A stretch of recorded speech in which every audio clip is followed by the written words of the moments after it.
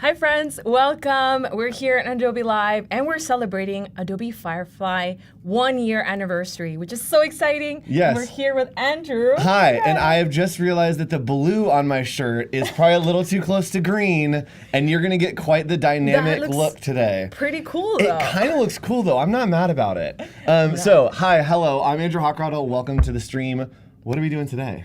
I think we're going to be exploring Adobe Firefly. For those folks who haven't explored Adobe Firefly on the web, a lot has changed, and perusing through a lot of these different features is going to get you excited to try it yourself. Yes, so we are celebrating the 1-year anniversary. It's 1 year to the day since Adobe Firefly launched, and it helps you kind of speed up your creative workflows. We're going to be showing you some quick tips and kind of going through the entire timeline of what Adobe Firefly was. So let's start out. The very first thing that happened with Adobe Firefly was released back in time. Yeah, a little montage. Is text to image. Text to image was the first thing that we had, and I actually need to change a setting here because we are going back. But text to image has always been like this, and we've just put in whatever prompt we want. And so because we're celebrating a birthday, let's go ahead and put in a fantasy birthday party in the forest. Why not?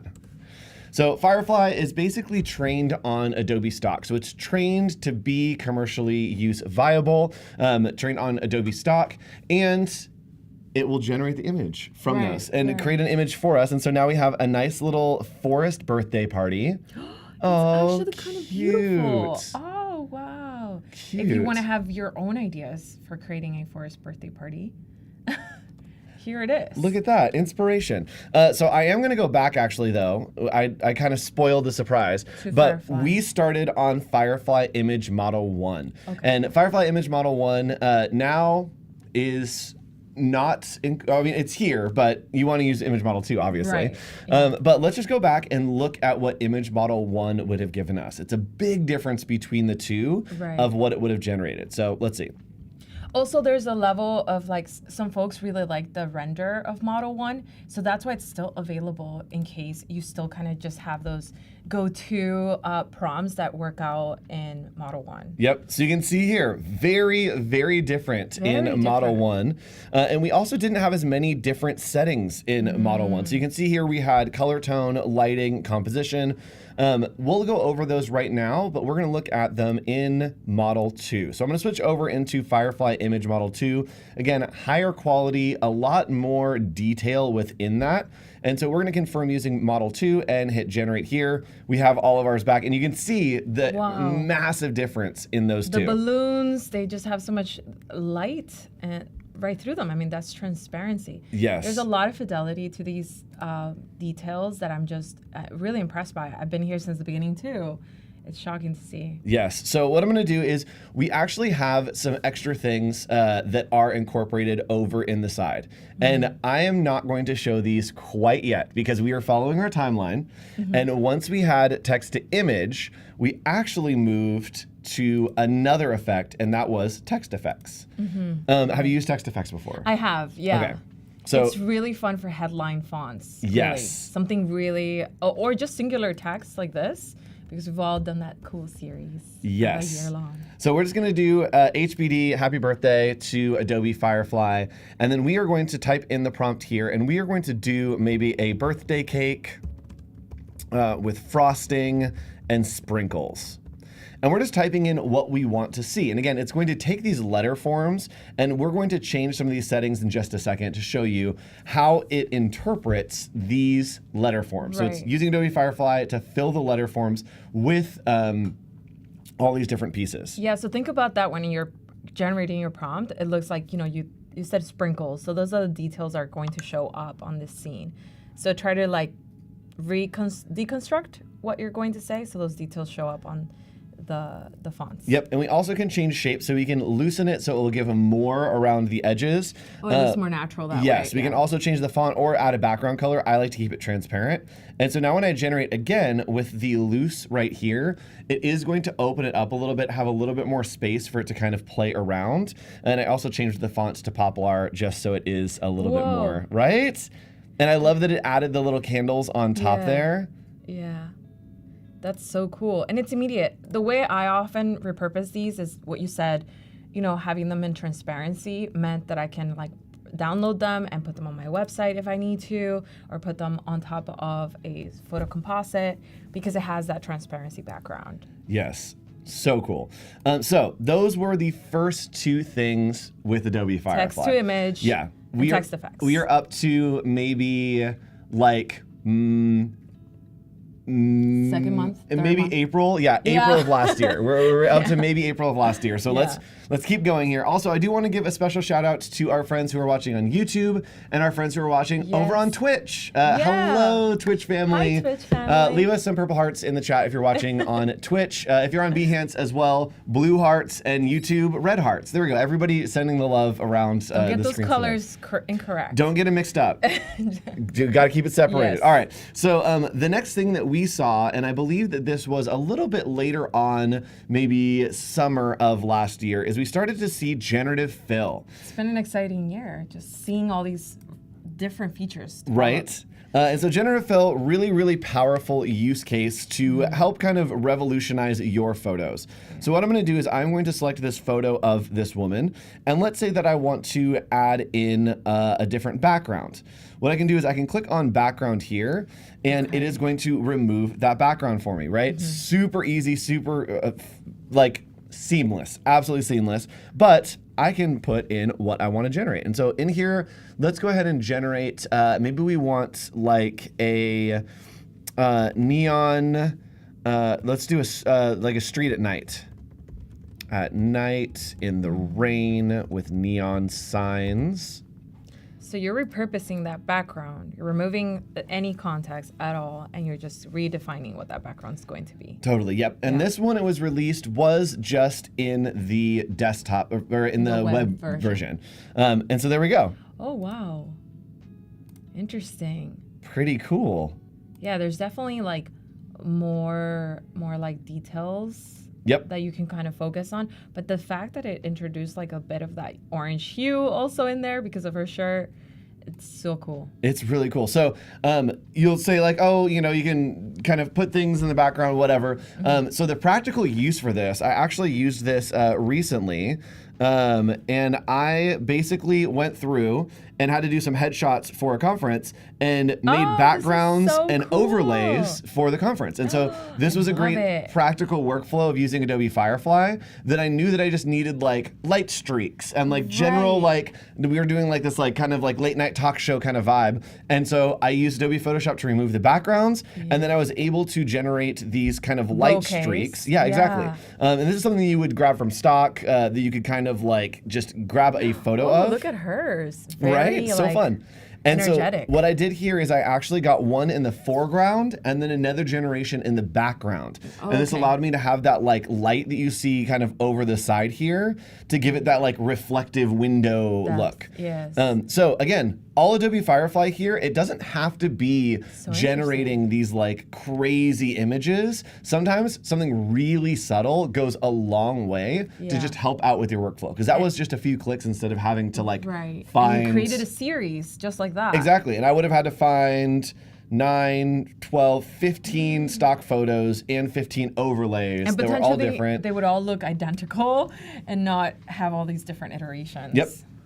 So really, really great way to kind of add texture. I love using Adobe Firefly to add texture to things. Yes, me too, me too. So we got Generative Fill, and that was in the web app. Okay. But we then got the magic of being able to add things to photos using Generative Fill.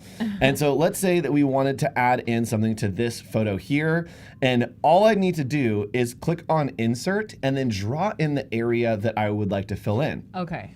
So you saw it in the example, but I'm going to do it here, is I want to do some hot air balloons.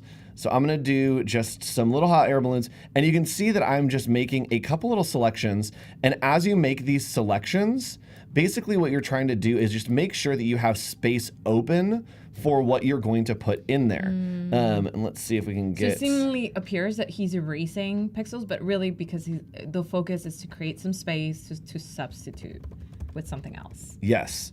So we're going to do bright and colorful hot air balloons. Cool. And we have some hearts, purple hearts, correct hearts, cool. Yay. In Twitch from Rachel, we have also Burke saying happy birthday to Firefly. Yay. So I just typed in there bright and colorful hot air balloons, and it's not going to reimagine like the whole photo. It's just going to do something Those in the sections. pixels that I've selected. Yeah, just those sections for me. So you can see there some hot air balloons. And you have 3 iterations. Cool. Yes, 3 iterations. If I don't like any of those, I can click on more, and it will continue to generate different options for me to be able to show what it looks like to have these Firefly generations. Yeah, here. and even though you're doing a little bit of waiting, I mean, you're getting 3 iterations each time. So there's always going to be some variety, and hopefully something that you didn't expect, maybe a color palette, maybe different iteration that, you know, Firefly sometimes puts in the little input that I love.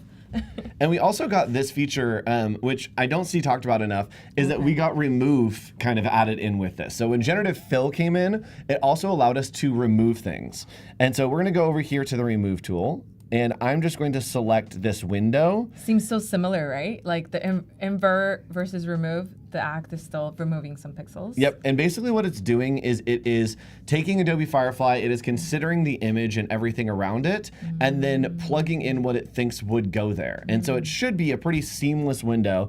Yeah, right there. So very, very seamless, as you can see. It picked in on the texture. Crazy easy, yeah. What's so interesting about Adobe Firefly, from my point of view, is that in a year, we've all kind of just had to introduce a new and faster way to our workflows of doing these acts. Like removing an element, all I can think about is, oh, I would have to go in there and have to remove it like by hand, maybe in Photoshop, and it'll take a little while. Whereas this, I get to preview iterations of my edit. Yes, really cool. So what happened next was that we started going away from generating images. We started going away from raster images, and we moved into generative vectors, which is really cool. Yeah, and that was really interesting. First thing that we got there was, I believe, generative recolor. So let me open up this file that I got real quick. Generative recolor. I used it yesterday. Yes. Yeah. So right here, I have generative recolor, and this is just some stock kind of image that I pulled from Adobe stock. And I'm going to delete that white part right there. And basically what generative recolor does is it allows you to make infinite amounts of different variations of your content to send to your clients to make sure that things are looking on brand, to present different iterations and options for them. And so let's say we have our original here, but then we also want to do like a Christmas campaign or a holiday campaign. That's like a common facet of pitching a project, or, you know, just having different colors, color values that the client can pick. Yep. So we're going to go to edit, edit colors, and then generative recolor. And so we're going to do generative recolor right here. And we are going to type in, maybe we want to do like... pastels. Yes, let's do that. So let's do spring pastels. I always like to introduce like 2 extremes, like one in nighttime. I like that there's like a night version there in the presets. Something very kind of dark, and then something really pop art. Yes. Because there's always a client that wants one or the other version, and something in between. Yes, so fun. So you can see here that it's pulled into those pastels. So you also can put something more broad in here. So let's maybe put like a field of daisies. Oh. Daisies? Yes. So more like, okay, the field of daisies inspired me. What would that color palette look like? Exactly, yeah. So it's basically going to look at what are the colors that would be incorporated with a field of daisies, and then reassign those to our image. Yeah, I often think of that a lot when it comes to holidays. So, you know, you want to create a Halloween color palette, or you want to create a Christmas color palette. You can just write Christmas, or you can just write the holiday, and that's going to derive some color palette for you, and then you go from there. There's still a step in which you can go into the color wheel, right? Yep. And still modify those individual hex colors. Yes, absolutely. And so I put in here spooky neon night to see if we can get like a little bit more of like a Halloween vibe, maybe. It does have a Halloween vibe now. Kind of fun, right? You don't have to go independently and change each rooftop and change each window. You just make like 4 iterations. Yep. That's still powered by Adobe Firefly. all of these things live natively within our Adobe ecosystem now too.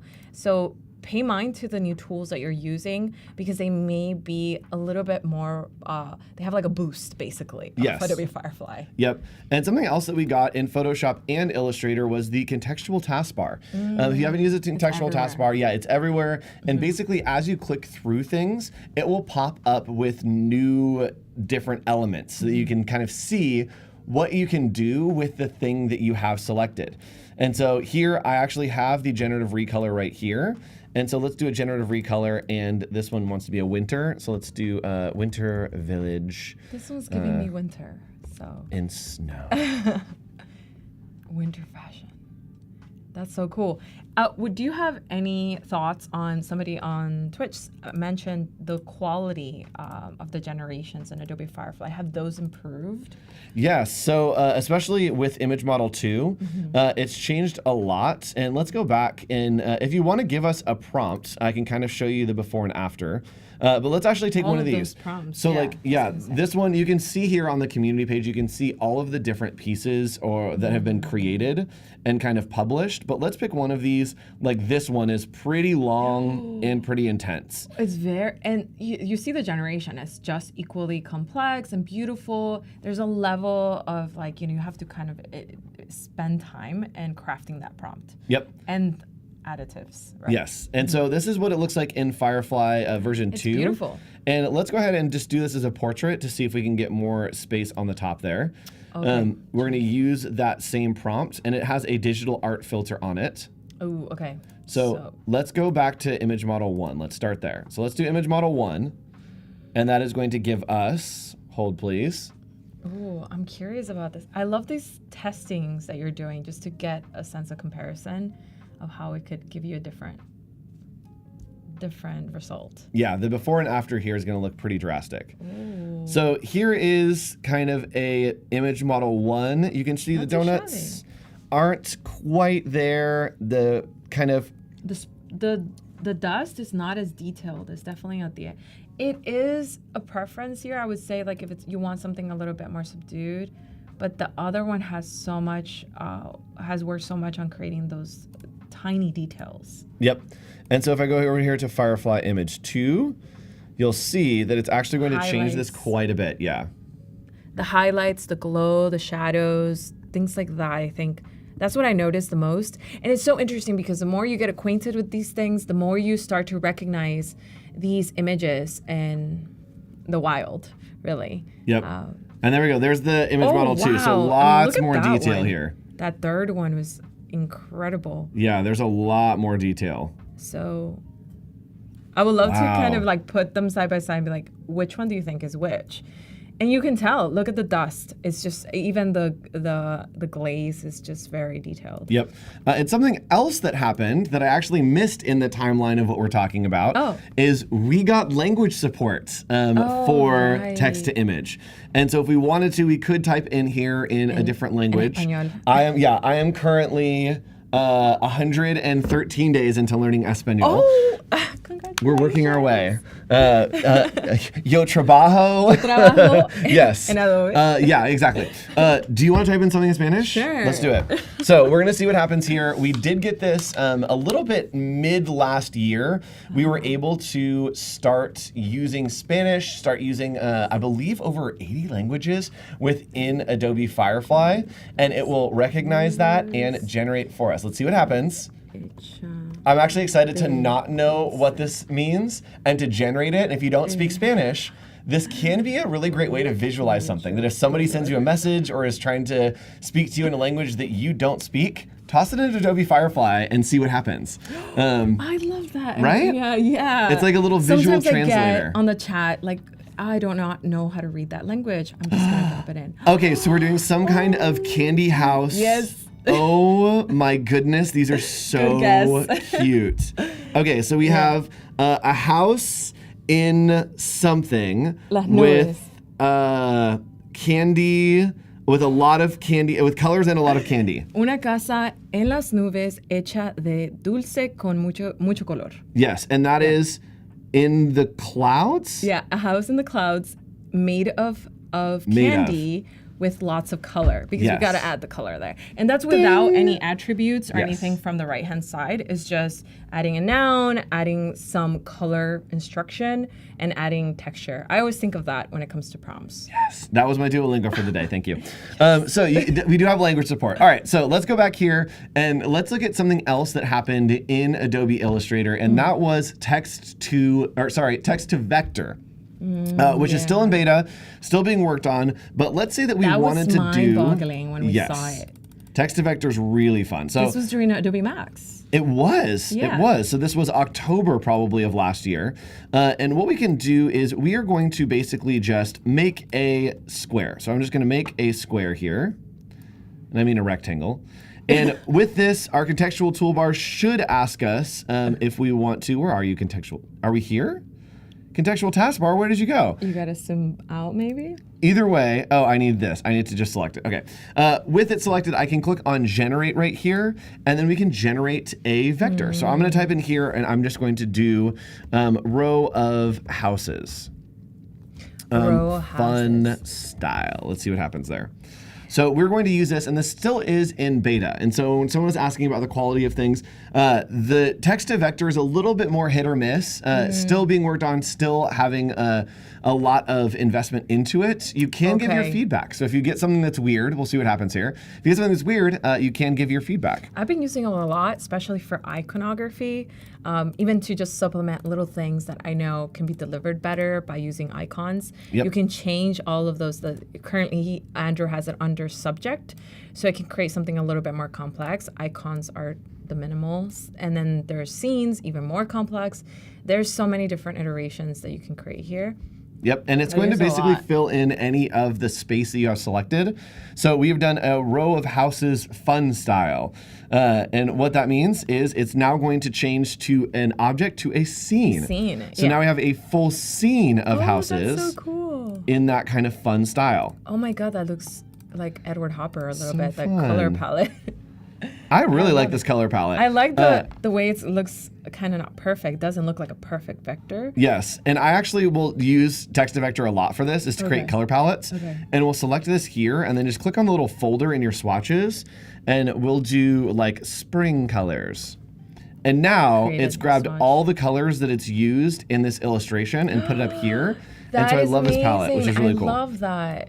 Oh, wow. We also could select our text or our objects up here, and then just double click on this little folder, and it's going to reassign those colors for me. Andrew, how do you do this? I love that. Really cool, I'm going to use right? that hack, yes. And we can also randomly change the color order, and so it's going to take the colors that are down here and put them up here. So if you ever want a good color palette, try to generate a scene and then steal a color palette from it. That is a different way to go about it, but it totally works. It is. So I'm going to do one more and just show you the icons that we could do. So maybe we wanted to do just a house icon. We could generate and do just a fun house. Spartacus NL says, is Firefly 2 already available? Yes, it is. Yes, Firefly Image Model 2 is available to you. It is available only on firefly.adobe.com. Right now, the image model that is in Photoshop as well as text to vector here. Text to vector is a different image model, but the image model is image model 1 that is incorporated into Photoshop. Into Photoshop. Okay, gotcha. So I'm going to show you here. We can do an icon as well, and I'm just going to generate a fun house. And you saw there that it did like the whole scene because the setting was set to scene. Oh, right. But very easily we can do it right here. Yes, totally. Yeah, and it is, Adobe Firefly is for commercial use. I actually ran into the first Adobe Firefly images, which weren't. And I remember we made it a whole celebration because it is such a cool thing that now we have this available to use in our small businesses and, you know, explore our potential there. It's really cool. So you also can generate patterns. So if we wanted to do like a pattern of houses, we can just change this to pattern.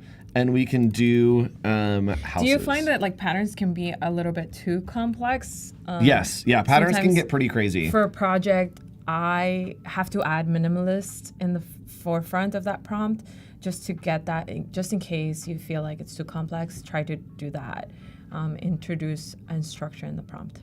Yep. And my most commercial use for Adobe Firefly has been like removing stuff, is using Photoshop and Generative Fill, which we're going to get to in a second. I use it all the time. To like switch a style or to just fill in different areas.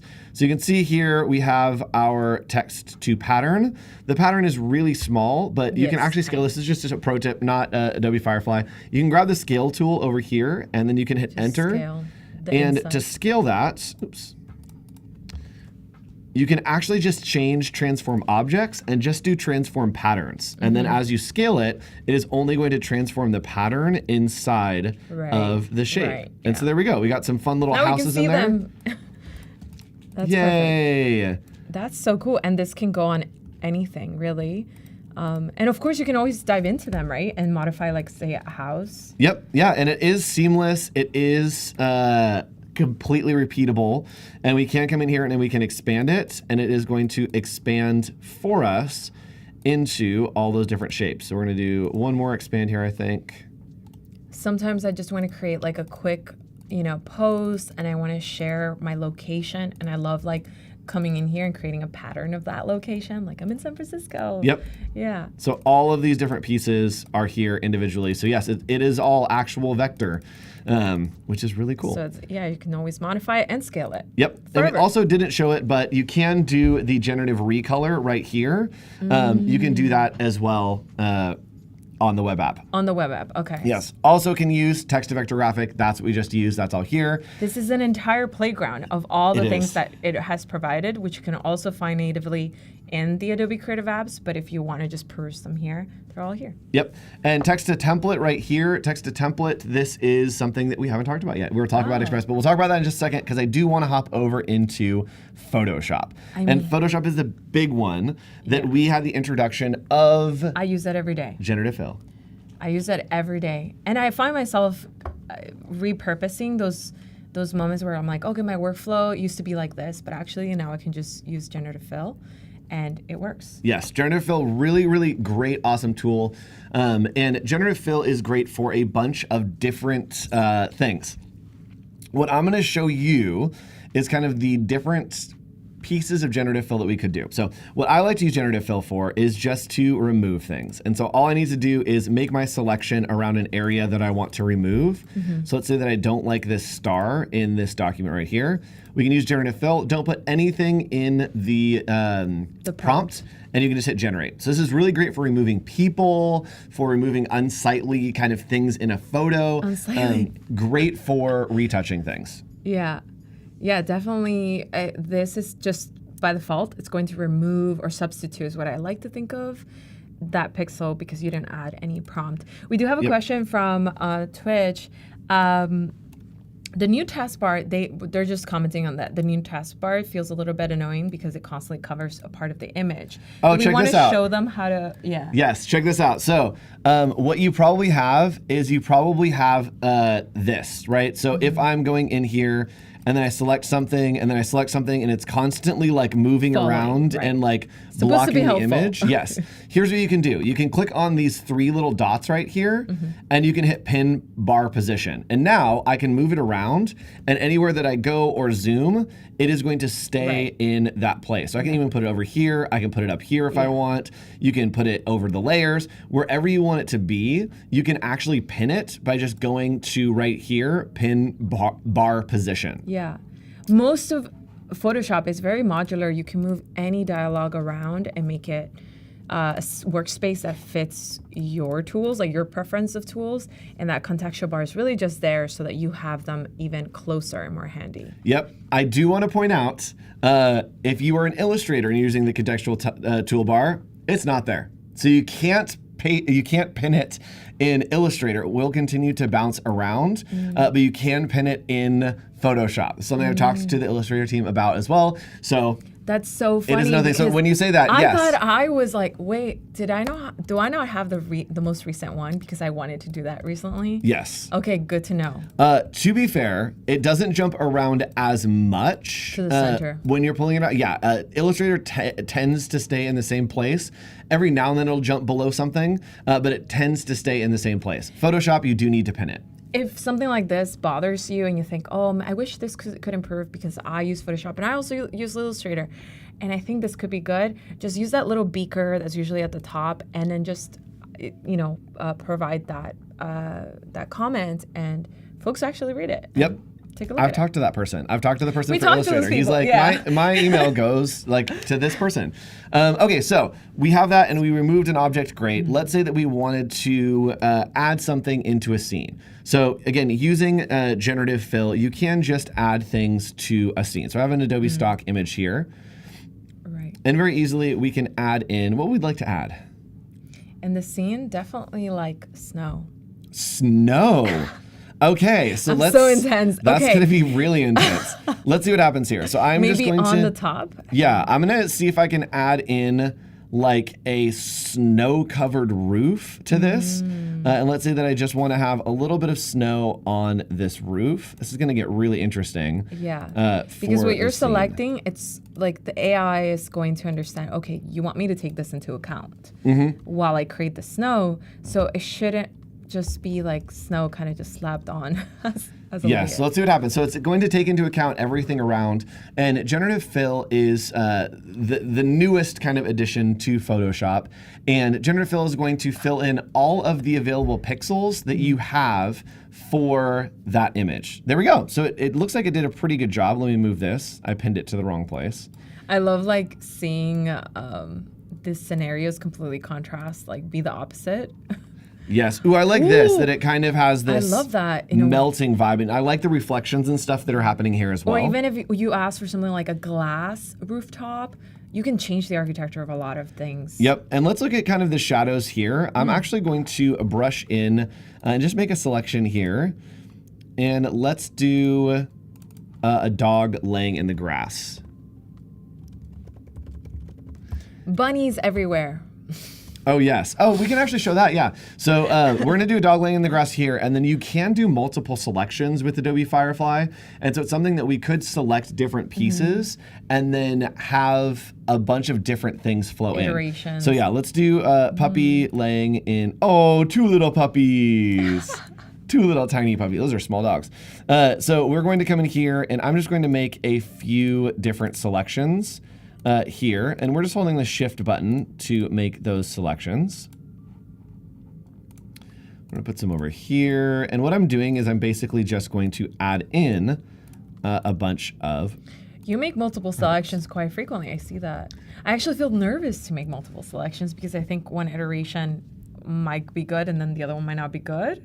Oh yeah. Like, does that happen to you? Sometimes. They're usually pretty all the same. Okay. I might give that a try more often now because I definitely felt that in Firefly 1. Maybe I need to like retry. Oh, bunnies. There we go. So we got some good bunnies. So it does kind of take into account what is happening in the image. So like down here, it didn't put one. Oh. You can see that there's one down there, and that's the selection.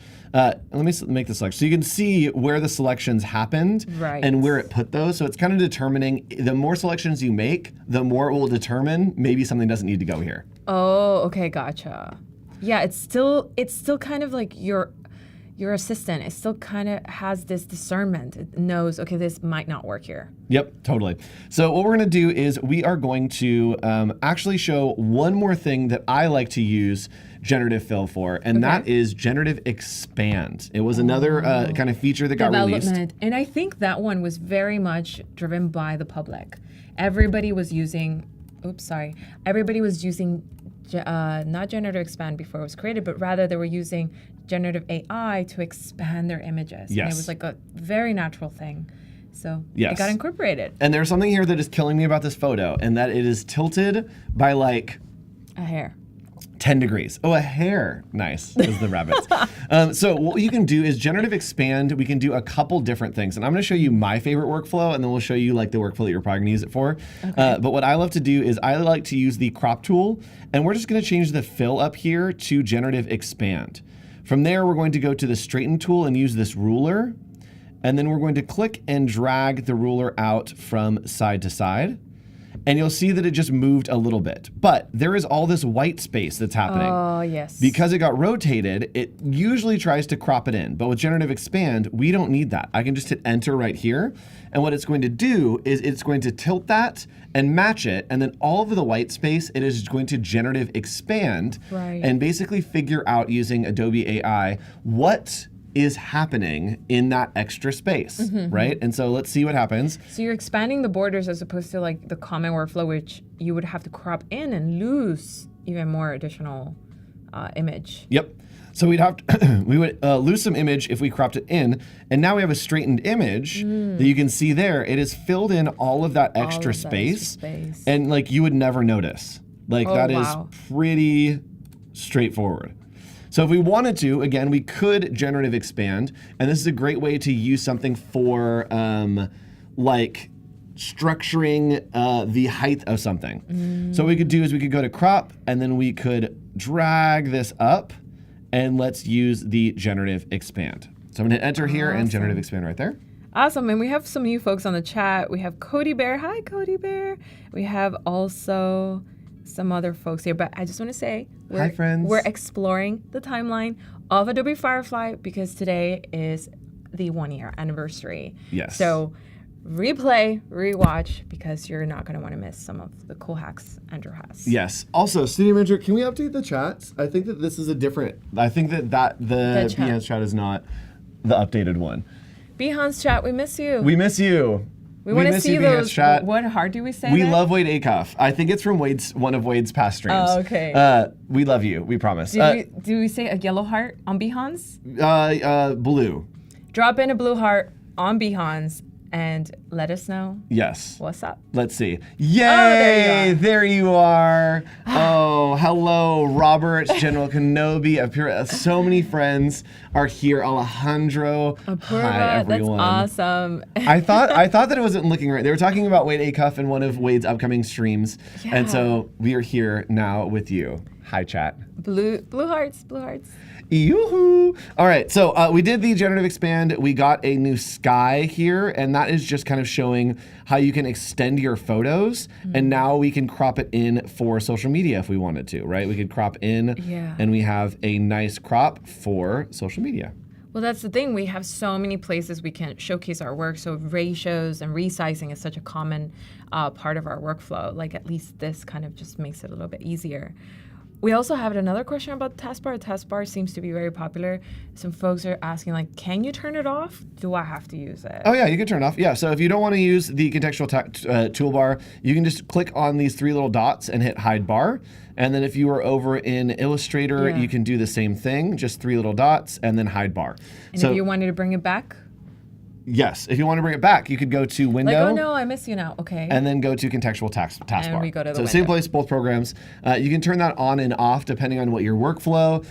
I am a designer that very much is like in the workflows that I have been in. Like my workflows are my workflows, and so I actually don't use the contextual toolbar too much. I only use it when I like have it on, and then I'm like, wait a minute, this is actually helping me. Like this is all the pieces that I need here. Yeah. So leave it on, pin it somewhere, and if it works into your workflow, sometimes it helps, sometimes it makes things easier.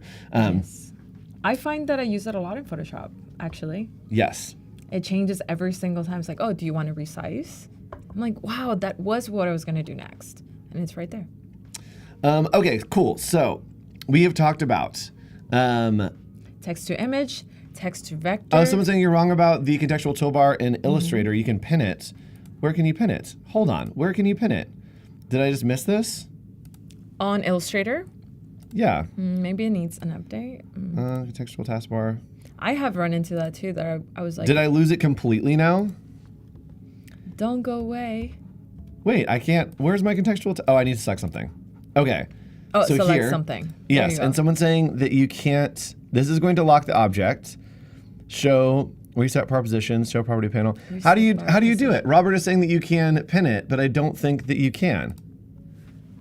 I don't think that's a thing. Okay, cool. So we have it here. We have all of our pieces. We have talked so far about, let's do a quick recap. Adobe Firefly on the web, image model 1, image model 2. And yes, an alt to pin the position. Hold on. Okay. Oh wait, is it pinned? It's always pinned. It's pinned. It's pinned. It's pinned, yeah. It's pinned. Okay, there. Yes, in option 2. Left side. I'm so confused. I don't know. I don't know. Okay, anyway, you can pin. It looks like it's staying there. So we have gone through and we did Adobe Firefly, which was on the web. This is where we initially launched Image Model 1, Image Model 2. We had Generative Fill. We had text effects. We did Generative Recolor in Adobe Illustrator. We had text to vector graphic in Illustrator. And then text to template. This is something that is in Adobe Express. So let me go ahead and hop over to Adobe Express real quick. And we will take a look. You're covering the gamut here. That's awesome. I'm trying to do everything here. Yeah. I'm having like this nostalgia of the entire year. Yeah, text to template was another one. Flying by our eyes. Yeah. Yes. So let's go ahead and I'm going to scroll down and click on text to template. And text template is going to allow me to generate something. So we are going to do a birthday party invite. I love that. Also in Adobe Express, you have text to image, generative fill, text template, text effects. Yes. So we have all of our text to template right here. I typed in a birthday party invite. And let's see what it comes up with. So it's not just going to, it's not just going to generate an image. It's going to use all of the different elements of Adobe stock. So it's going to have the photos, the text, the shapes, the colors, all of that, put it together into something that is a template that I can use for my party. So there we go. Right here, let's start here. All we need to do is click on it. It will start our template from the text that we have put in there. And now we have a nice updated template.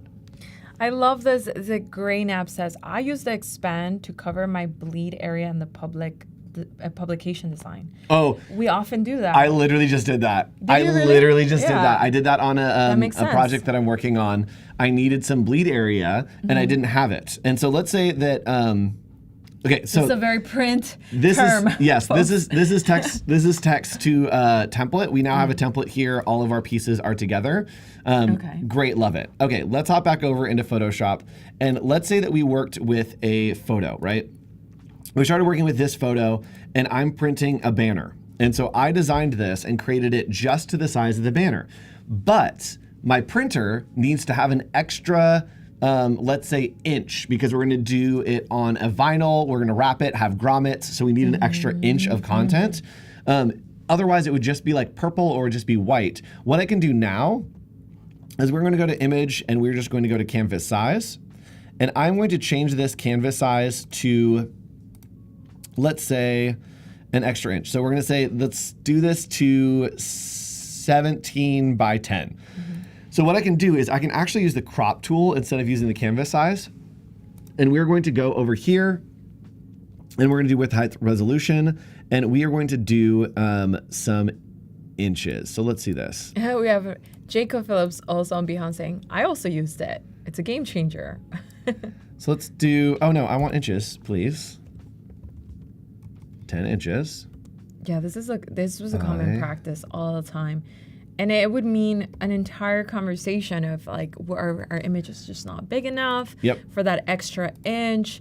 It would really deteriorate the quality of the remaining image because we're stretching it for that extra inch. I mean, there's a lot of caveats that can come from that. Yep. And chat, I messed up my settings here, so I'm just resetting them real quick. Basically, what we're going to do is I'm actually just going to pull this out. So we're going to use the crop tool, and we want to make sure that it has generative expand right here. But we are going to click and drag this out, and it's in pixels right now. I just don't want to go through and change it. And so with that, I'm going to pull out the bleed area and hit enter and see what happens here. So generative expand, we are just going to generate, and it is going to hopefully fill in the area for us with what would be a bleed or something even close, because it's not going to be showing. Right. This is what's going to get cut off, or it's going to get wrapped around something. And if this is not happening, by the way, notice that the drop-down menu has to say generative expand on it. Because it does have the options to just crop in the same fashion you used to. Yep. Wow. All right, chat. So this is what it did. It incorporated the elements on the edge, too. Yes. Look at how well it expanded a lot of those images. An entire inch of work. Right? And again, that is all getting cut off. That is all getting like taken away. But really great way to extend your bleeds in a real world workflow. Yeah, because these things get cut off like on a human level. Like they're getting cut and put together. So if there's just like a little hair that gets lost there, you know that it's going to be compensated because you compensated with that extra image. Yep. So some things that are on the way that I've seen posted on Twitter. If you follow Adobe over on X or Twitter, you'll see that there is an awesome feature coming that helps you change the language of your videos, which is really cool using Adobe Firefly technology. And then text to texture just entered beta, I believe. And I saw that over on the Adobe Substance 3D channel. You can see that there is texture. So you can type in something and it will give you a texture in a 3D texture that then you can use in Substance Materials. You can use in Adobe Illustrator. Wow. Really great workflow there. So that's so cool. I want to show one more workflow. And we got about 10 minutes left. So this is my advanced Firefly. Let me look at my sticky note chat and see if we covered everything. We got Firefly, text to image, image model 1 and 2. We got generative fill. We did generative recolor. We did text vector. We did text to effects. And we did text to template. And now I'm about to show you the little bonus. We have enough time. I wasn't sure if we'd have enough time, but we do. All right, chat. And somebody says, if I need it vertically. Ooh, that's a good question. Let me answer that. All right, chat, let's see. Oh, so close. Score. All right, so if I wanted this vertical, again, super easy. All you need to do is just crop. So you're going to crop and make sure that you have the generative expand on up here. And then when you hit the check mark right here, it's going to ask you for generation. I don't want anything. I don't want it to just expand it. Right. And it will expand it vertically, and it should generate the extra area there for me. Let's see what happens here. Yeah, I use this all the time, especially for vertical images, because most of the time, my hero work is always landscape. Yes. 3 iterations. Yeah, I think that the debate over the contextual bar is still happening on Illustrator. So there we go. It's tossed in some extra space for me, some extra pieces. It's pulled on that like kind of paper effect that I had been using, which is really cool. So with that said, the paper effect that I had been using, let's say that I actually want this to be a different effect. This is my favorite use for Adobe Firefly, is to just sprinkle in a little bit of Adobe Firefly. So we're not gonna use it to generate anything. We're gonna use it to augment what's already there. So what we can do is, this is a great workflow that I learned from my friend Jesus Ramirez, the king of Photoshop. We are going to make a new layer. Step 1, Control-Shift-N is to make a new layer, or you can click over here on the little plus.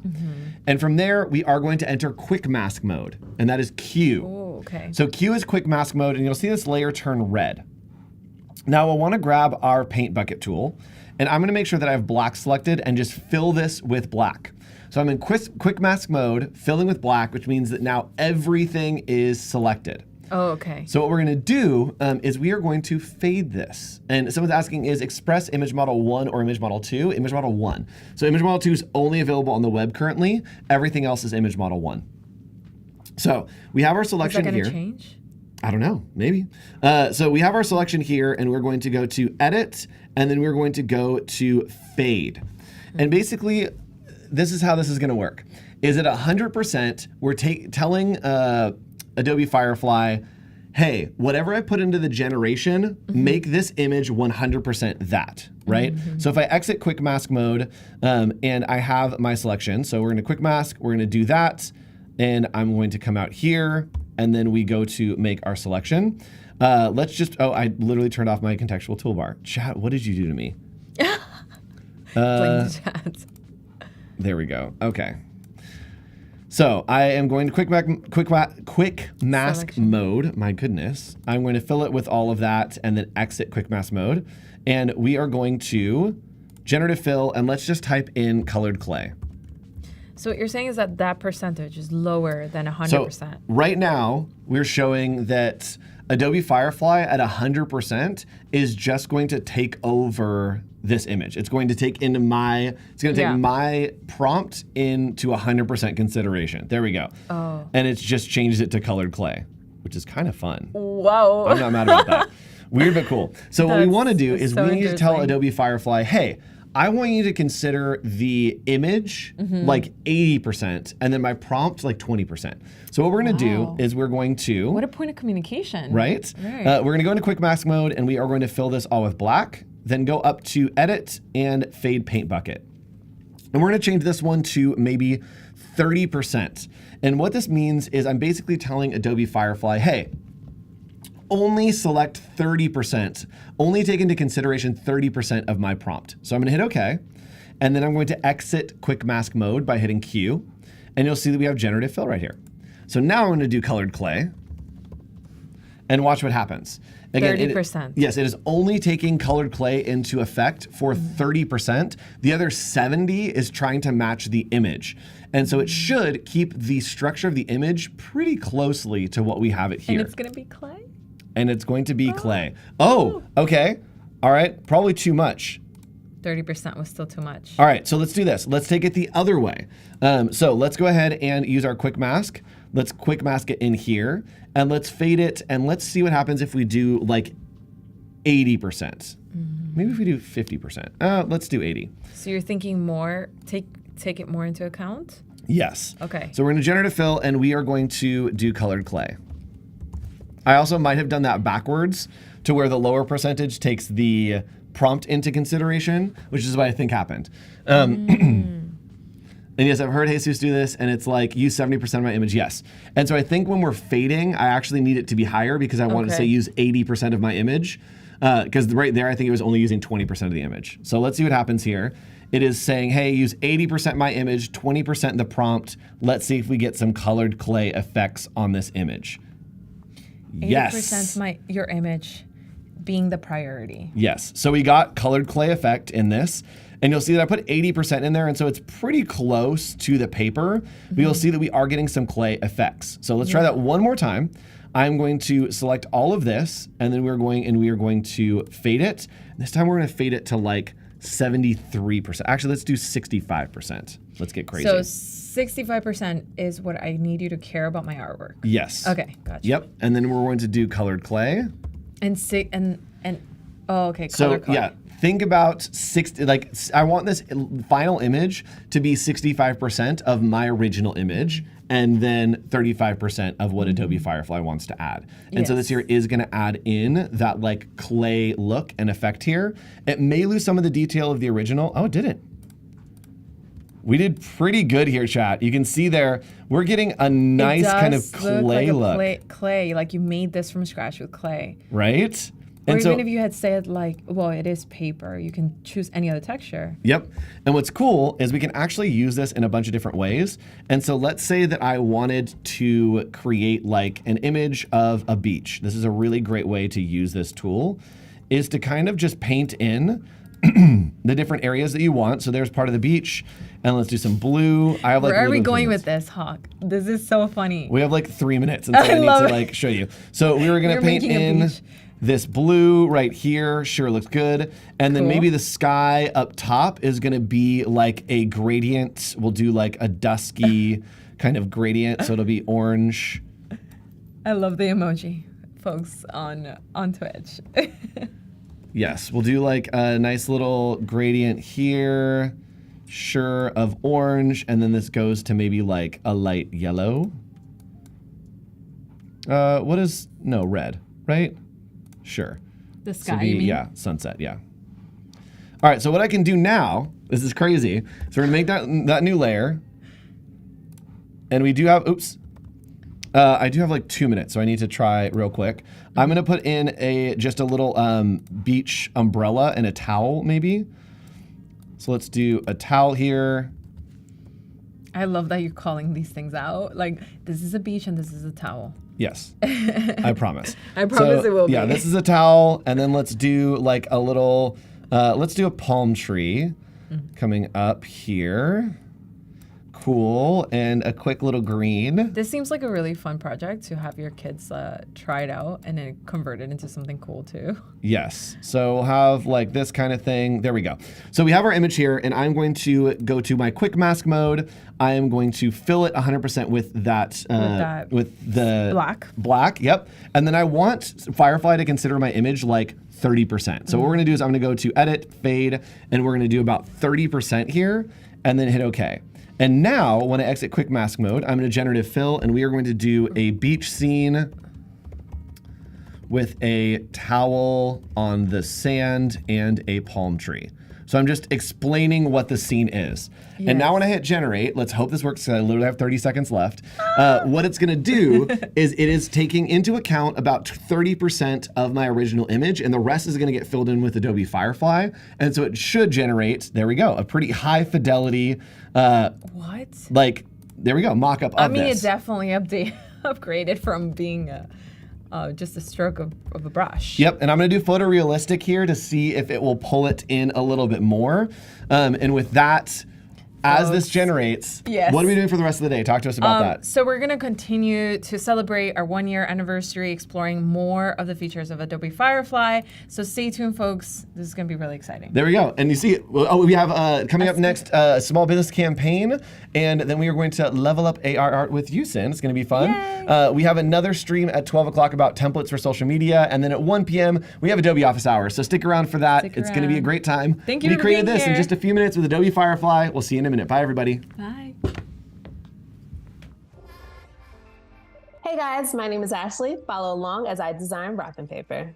Every project definitely starts off with a mood board. I like to start off in InDesign. So start off with any size board. Let's throw in some guides. So there's no rhyme or reason how I'm doing my boxes. I'll kind of adjust as I drop photos in. As you see, I'm building the boxes to the grid line. So when you press W, you can actually have a full view. So here's my inspiration folder. Again, I kind of go through what I find on Instagram, things that just like inspire me and call me. I save them all into a folder. So then when I'm going to build out a mood board, I have something to pull from it. So I think we're done here. We can kind of go straight into Illustrator and start to get some designing. So now I'm just pulling colors to finalize the color story that I want to go with. So that's why I work with Pantone a lot, so that I can make sure that what I see on screen is exactly what I'll get. So now I'm just gonna start drawing shapes and see what pattern comes to life. So I created this kind of cool pattern that I had in my head. I drew a shape just to create a mask. First, you have to group everything that you want to put in within the shape and make sure that it's in front. Select all, make a mask. So let's create a new pattern, and maybe it could be something cool where you have different circles that build out a pattern with different elements within. So far I just selected my circle. So you have different options within the pattern space. You kind of play around with the offsetting. So because this is a mask, you can always go inside and like tweak things, but with the pattern is like, it truly is trial and error. I did make my art board the size of the wrapping paper, which is 20 by 28. For this instance, I could just do an export for screen. It'll save it for high resolution. If I actually was printing this, I would actually save out as an AI file. So here are my mock-ups.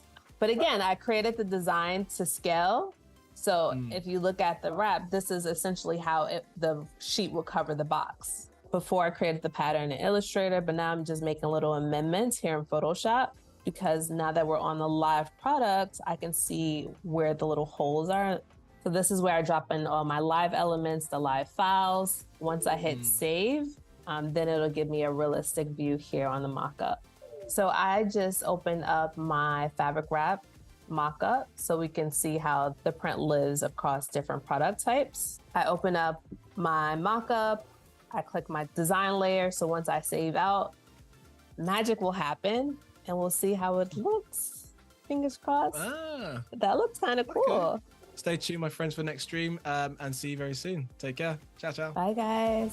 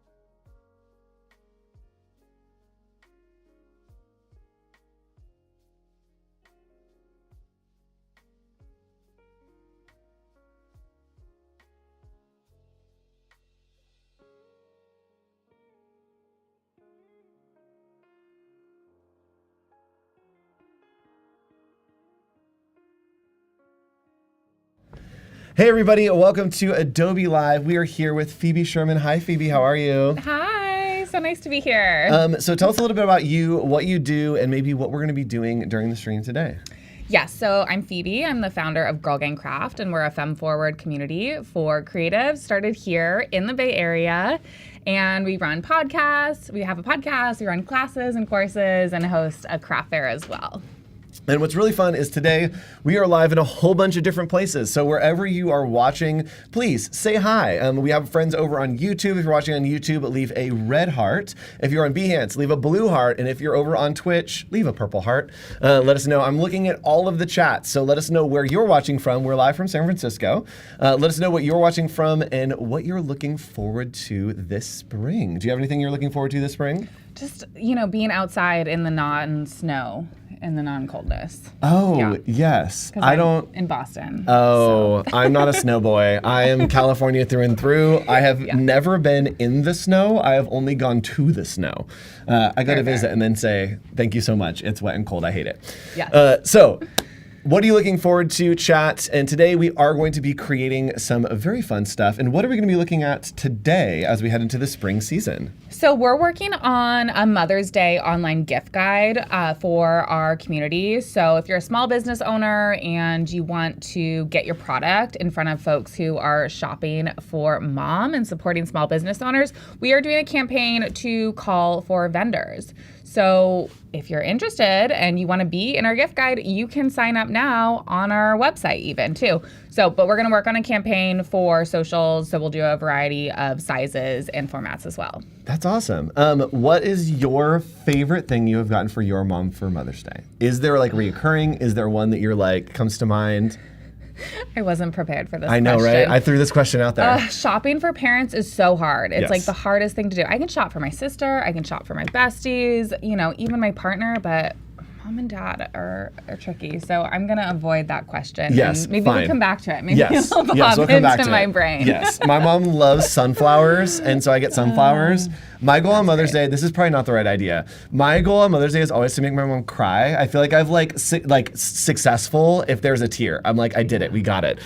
So Great. hopefully some things. I do remember I got her, Yes. so my mom's my mom's mom was into butter. So we got her a butter Christmas ornament, and she did really like that. That was a good one. Okay, yes, butter. I love that. Okay, cool. So let's hop in here and let's talk about the Mother's Day online gift guide that we're going to be creating together. So sorry about that. Where are we starting? What are we doing? Yeah, so this was something I was playing around with earlier. We're going to start with a square post, and then we'll, make a story. We could even animate it, make it into more of a reel style. These are some brands who have already applied and signed up for our gift guide. And since it is the Firefly 1-year anniversary, we've got a little AI action that we can play with. Yes, doing some text effects here. We talked a little bit about that in the last stream if you missed it.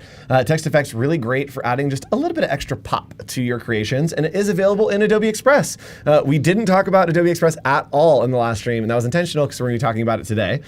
So let's hop in. It looks like we have kind of some final things here. Where did we start with this? How did we get here? Take us on a journey, Phoebe. Yeah, so let's go ahead back to home. So sometimes I like to, start from scratch. Sometimes I like to pop into the templates and get inspired. So for this one, I did start from scratch. I am going into the background colors. It's always great to start with just a background color. And of course, I have my brand colors already loaded in to Adobe Express, and we've got my logo there and all sorts of things that you might need for your brand. So I'm gonna just pick our orange color. And then I also have put in, you can go to your stuff and you have different libraries. You can have your brands, you can have your libraries. And I've inserted some items in a library that I've titled Mom's Day guide so I can find it and I don't have to stumble over it. And here we have a blob. And this blob. Here we have a blob. Yes, the designers. This blob is a special blob that I did do in Adobe Illustrator. So it's a linked asset. That's my new Twitter bio, a special blob.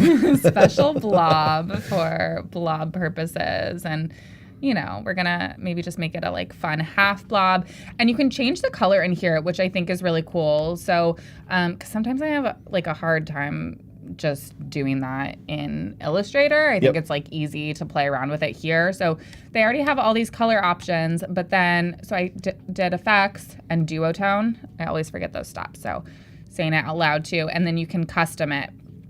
And then they have shadows and highlights. I don't know how that works for like a one color blob, but. So what's fun with the one color blob is if you make the shadows and the highlights the same color, then it will just be a one color blob. So right now it's kind of pulling like the dark and the light and then finding the in-between color. But if you make them the same, then it will make it all just that color. Interesting. And that works across the board. So if you're ever trying to change the color of something to one color, just change the highlights and the shadows to the same and it will just change the color of the whole object. I love that. See, learning something new every day in Adobe Express. I've been an ambassador since the Spark days. Yes. And someone is saying, is Mother's Day coming up? Yes, kind of. May 12th is Mother's Day. If you're in the UK, it already happened. Mother's Day was like, I think it was on Oscar Sunday 2 weeks ago.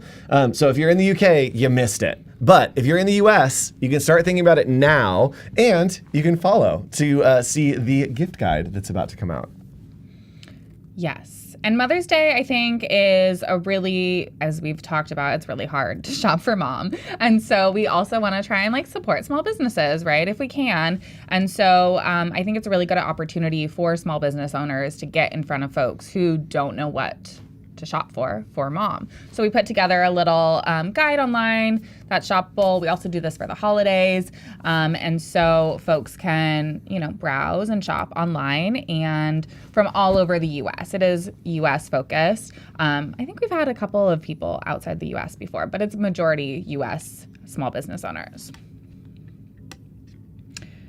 So I'm going to continue making my blobby campaign, and this is going to be a call for vendors. So we're going to go into elements, and I really like elements because there's design assets, there's shapes, there's like, this is where all the like fun, juicy goodness.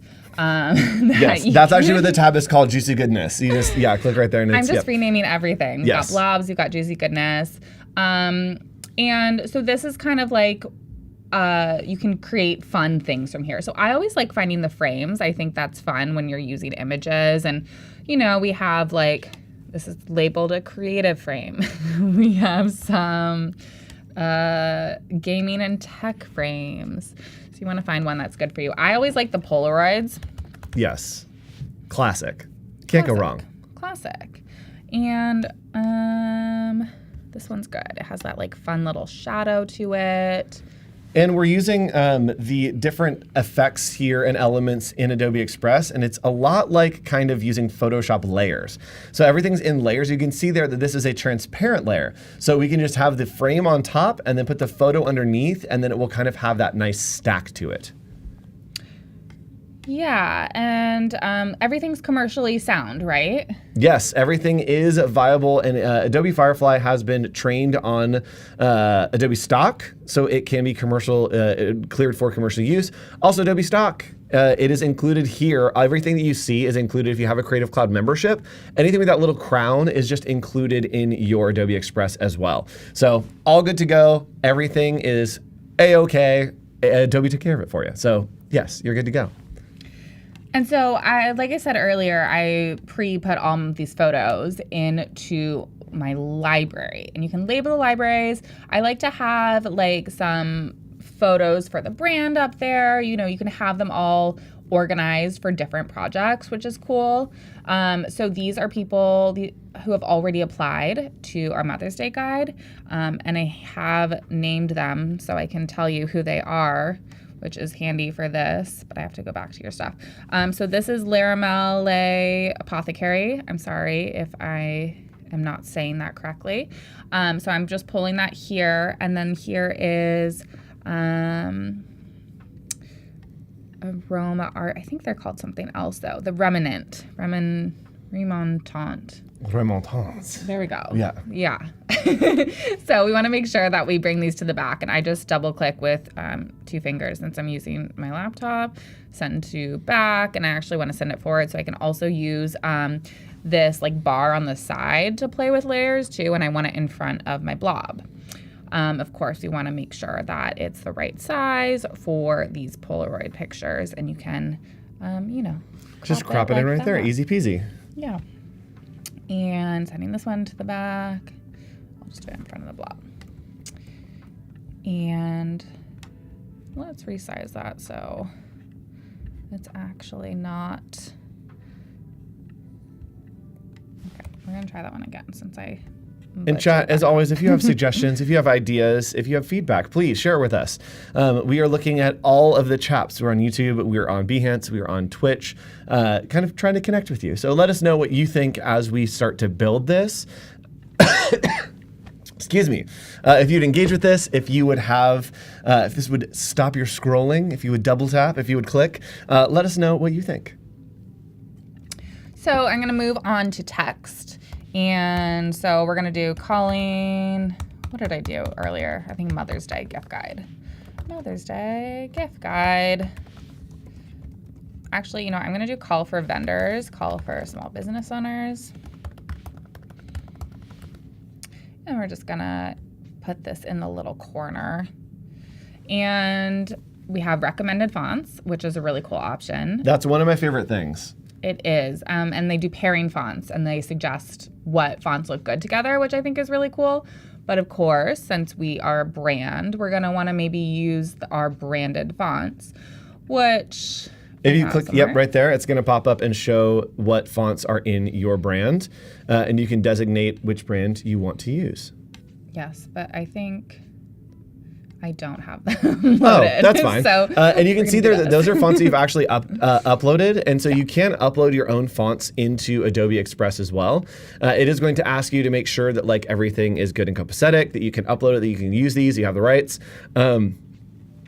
Also, if you make a remixable template, the other people will also need to have these fonts installed on their system as well. So it's not syncing it to Adobe Express, it's just syncing it from your system into your creations. And I love this dynamic text layout because then it sort of makes it all, I don't know, what's the word, aligned on both sides. And so that it'll change the font sizes on the top or the bottom to match up. So I'm picking this white color because I think it sort of stands out against the pink and the orange. And you can play around with different effects here too, right? So I could have like an outline and it makes it this gray, which we don't like. And so we can maybe pick one of our other brand colors like this blue, this periwinkle, if you will. We can also add like a shadow. We love a shadow here. Yes, lots of contrast. Always. I like the strong shadow, but we're gonna pick one of our brand colors. And so we have this periwinkle, which I think is nice. And so I think we have the outline selected and the shadow, which I think is a really great way to make the text pop as well. You can, of course, also do the shapes. And I like the shapes. I use the most often just the square one. Oh, not that square one. This one. And then I think that's nice. I don't like it for this instance, but I think that can be really cool for, especially for reel covers, because it kind of looks like the captions, right? Yep. Yeah, we don't like that one either. Okay, so we're just doing Command C Get there. out of here. And then let's see. We'll definitely maybe add some animations afterwards, but let's play with the text effects. We have to add a new text first. So Mother's Day gift guide. And text effects are somewhere right here. Scrolling down. And they have these suggested ones already, right? They have the balloon. They have this blue and gold marble. Diamond glitter. Yes. As everything should be. Yeah. gold drip. I mean, there's some good options here. But look, they have all these sample effects, but, you know, the world is your oyster. You can say daisy chain. Let's try that. Let's see what happens. So we are using Adobe Firefly here, and so it is basically generating Adobe Firefly within the forms of the letters. And it's going to give us 4 options, and then we can choose from those options. If we don't like them, we can continue to regenerate until we find something we like. Our friends in chat are now throwing out all the dates for Mother's Day. Thailand, August 12th, Sweden, the 26th of May, Mexico, May 10th. So all over the place. May seems like a big month for mothers. Big month for mothers around the world. Happy May, moms.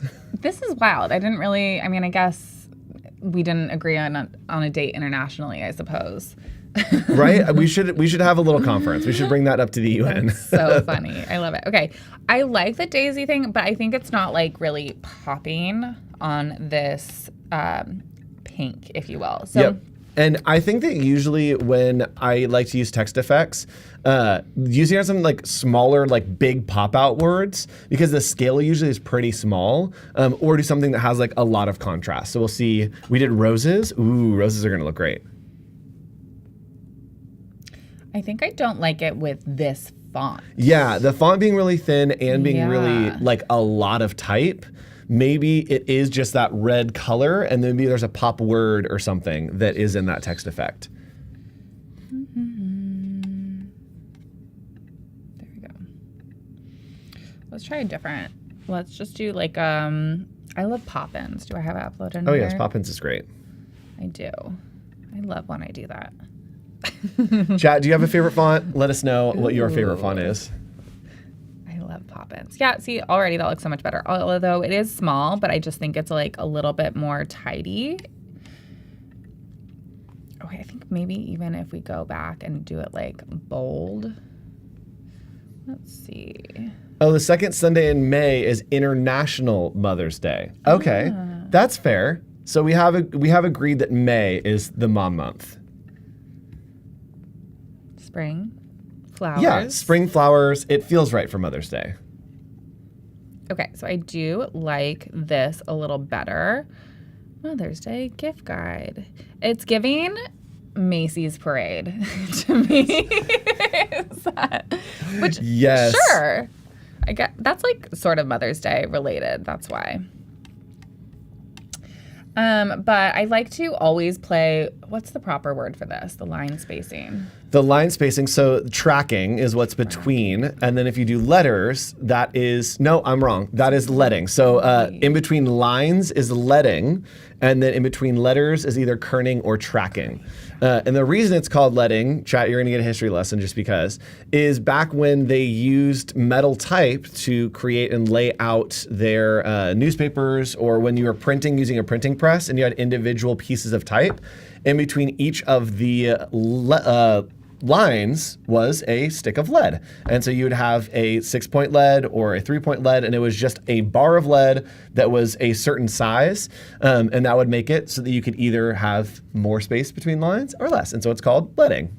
Knowledge is power. I love this. Okay, so I'm into this right now. I think it could be even cooler if we pop some animation onto that. Ooh, fun. So, okay, so let's talk about logistics here, right? This is a square post. This is for Instagram, basically. Okay. Right? I only use square posts mostly for carousels and memes, generally, and occasionally the branded content. But sometimes, well, if we're talking social media strategy, carousels perform well because people are spending more time on your post scrolling, right? And then also the thing about carousels in Instagram specifically is it can get shown twice in your feed. So it gets shown the first slide of your carousel first, and then if someone like doesn't spend a lot of time with that post, then the second one from the carousel will pop up in the feed. So that's like good to know. especially when you're working with branded content, because sometimes, branded content just doesn't perform as well on social media, right? Reels are really hot right now. I do think memes perform really well too, so this is a great use. Like maybe even in this campaign, you would even start with a meme. I don't know. Maybe there's like a branded meme about moms. We want to keep it like nice, right? We want to be nice to the moms in this campaign, but maybe there's like a little bit of humor that could really draw the viewer in. So something to keep in mind about the use case for each format. But you can have videos in those carousels, right? So like your carousels could be some still images, some videos. So we're gonna animate this. Mix it up. Yeah. So you have to click on the things you want to animate, and then we're just scrolling onto the side here, animation. And I love animating. I love Adobe Express for animation and for animating each piece of text or image or whatever. And then you could even like put them together to make a full real video situation. And you can time each animation so you're really creating like a dynamic video for social media purposes. Do you know the time limit on Adobe Express? Like how long can your video be? I don't know. I'll find that out and pretend like I knew it. Okay. I think it was a few minutes. I think they had, I don't know. But like you can't do like a full length feature here. I think it's like 3 minutes or 2 minutes. Yes, and I do like that they say more coming soon on the animations because this is my favorite part. And I'm just like waiting for new animations to drop. And so you can animate multiple, like the in, the looping, and the out. So you can really spend some time with like how you want each asset to appear. And then down at the bottom, right, we have this timeline, if you will. There's a video timeline. You can add a scene, and then you can also make each element's the word, not asset, element appear and disappear at different times. So that's really cool. This is my favorite program to use for branded videos. Yes. Yeah. So like I'll even do some like, I don't know, like anchor style, like news style videos here where where I'm like talking and then things are like popping in and out over my head. Like I find this is a really good use case more than any of like the other video editors I use. It's just fun to like play with those elements here. And we do have closed captioning now, right? But we just can't edit the closed captioning on Adobe Express?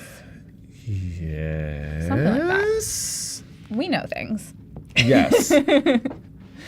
I also found out there is not a limit to the time.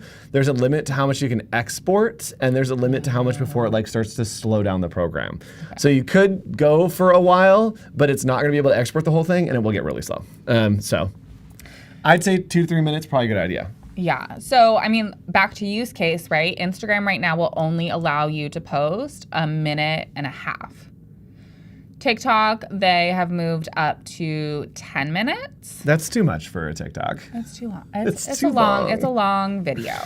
But yeah, so those are something to keep in mind too when you're like working with video, thinking about, not only the page and like how big you're working with, but also the time and also thinking about like attention, right? We're just throwing some social media tips in here today. Like, how are you hooking your audience? How are you bringing them in? How are you keeping them to stay on the page? How are you drawing their attention to the caption, right? Like, what are you trying to get your audience to do? In this case, we are getting our audience to see this and then move elsewhere to sign up for our gift guide. Yes.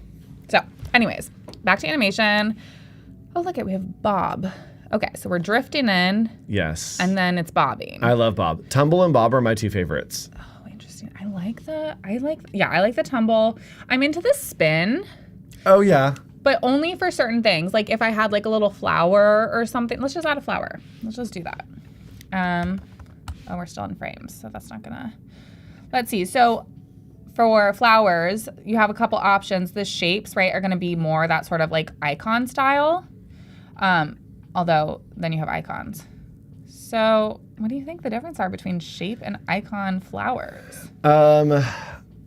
I actually don't know. I don't think that they would be. I think that the icons probably have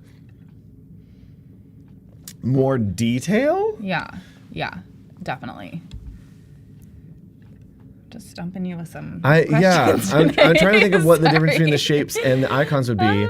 I think that there aren't basic shapes as icons. So like if you want a basic shape, don't look at icons. But if you want an icon, maybe look in basic shapes. I don't know the distinction between those two.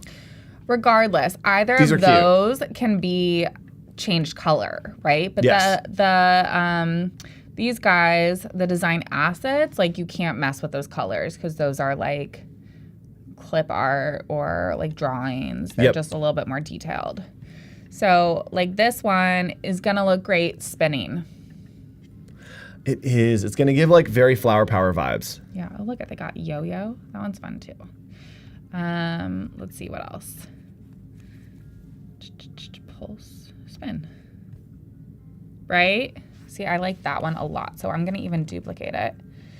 And then, cute, right? We're sort of like bringing in from the pink of this side to that side, really, to sort of like work on the composition vibes. Yes. The composition vibes. Composition That's all we vibes. do here on Adobe Express. We're looking at composition vibes. Yes. And we're laughing, but like actually that's true, right? Like what are you conveying in your messaging? What are you conveying in with your colors? And you're creating a mood. You're, creating like eye-catching visuals and like you're attracting a certain type of person with this colors, right? So composition vibes. Okay, so let's say I want this little Polaroid and the image to do something together. We want to make sure we're grouping it, but let's see. I'm going to actually go ahead and lock the blob. I'm going to lock the blob. I'm just right-clicking on it or locking it, and so that way I can like highlight both of these, and we're grouping it. Yes, and if you want to animate two things together, they do have to be in a group. If you animate them separately, that'll be like a weird blob spin outside of the context. But again, with it grouped, it is going to just animate that whole thing together. I kind of like this jitter. I don't know, maybe it's like less peaceful though. Maybe we want it to breathe. Yeah. I like breathe. Yeah, that's like nice and strong. And there are also all kinds of different settings that we can do. So if you want to change the speed of it, if you want to change the intensity, how many times it breathes. Right. How many times it breathes. Okay. So it's like catching my locked item for some reason. Do you know where that is? It didn't catch my lock item on the other side. It should not group it together. If you group those, it should, it won't grab the locked item. There we go. Okay. So this one's wiggling. That's cute. Oh, that one's cute. Yeah. So like, let's just see what we got right now. I mean, cute. That's great. And then I'm gonna do this one, something. And so once we have the animations put in, this is something that we can kind of space out so we can have it kind of come at different times. We can have it animate it so that it's not all just like bam. We can kind of like make it gradually bam, a very gradual bam. Yeah. So like you toggle the show layer timing, and then you have to click on each item to see the time it's gonna be on the screen. So let's say I maybe want the Mother's Day text to show up after the images come in. I'm just gonna time that like that. And so you can already see it doesn't exist yet, and now it comes in, which is kind of nice. And then it could also go away. Like let's say you wanted a different text box to come in, which I'm gonna go ahead and do. So we're gonna say, like apply now. And let's get I'm gonna keep it in pop-ins, but we're gonna make it like this, and let's give it a little background, a little shadow. I don't really like that. I think I'm gonna go in and find a different color. Custom. We're gonna get like a nice deep blue. Oh yeah. Yeah. And so this I'm gonna have come in after the Mother's Day gift guides, right? So we're gonna move that, and then the apply now is gonna come in afterwards. And then we also want that animated. So going to animation, and I'm gonna have it come in drift. Okay. And then we're gonna have it jitter. Drift and jitter. Drift and Jitter. That sounds like a band name. Hey everybody, we're Drift and Jitter. 1, 2, 3, 4. It feels right. See, and then it just comes in nicely afterwards. And so like it's really cool to like have your call to action be after your information, for instance, right? We could take this a step further. We can really talk today. I'm gonna go and see the whole whatever this is called. Do we know the whole page views?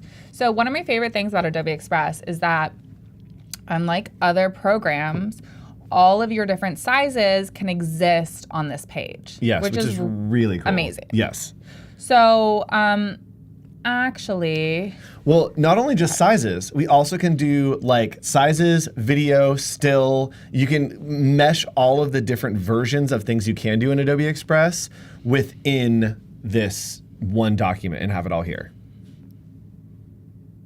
I'm seeing on the chat that we're also talking about Waffle Day now. What happened? Chat, pay attention. Chat, come on, come back to us. That sounds good. Okay, so I'm gonna add a scene. So I'm actually not gonna go into other thing. We'll make like we'll make different sizes in a second. But so I'm gonna add a scene, and then I'm just gonna copy everything on this page and put it here. So we're starting with that orange. We definitely want to make sure that we're getting that blob over. So I'm going to unlock it. And it'll also put it in the exact same place as the previous scene, cool. Which we love. And I'm going to send it to the back. Okay. So for instance, let's say I want to feature some other product photos here. This is a really good way to go ahead and like have those things switch out. So we want to make sure that we're ungrouping these things to change. We do want to make sure it's in the same place though. So it's not a perfect science. And I'm going to delete that. And then we're going to go back to my stuff and find some other images that we have. And let's see, these were some greeting cards by Courtney Bay. I think Courtney Bayer. What does it say? Courtney Bayer Design. Yep. And is that pink the exact same color? Oh. I love it. Cute. Send that to the back. Not that back. In front of the blob. It's literally the same pink. Wild. And then we have these images, and this is Hexed Clay Co. And so, again, we have to ungroup.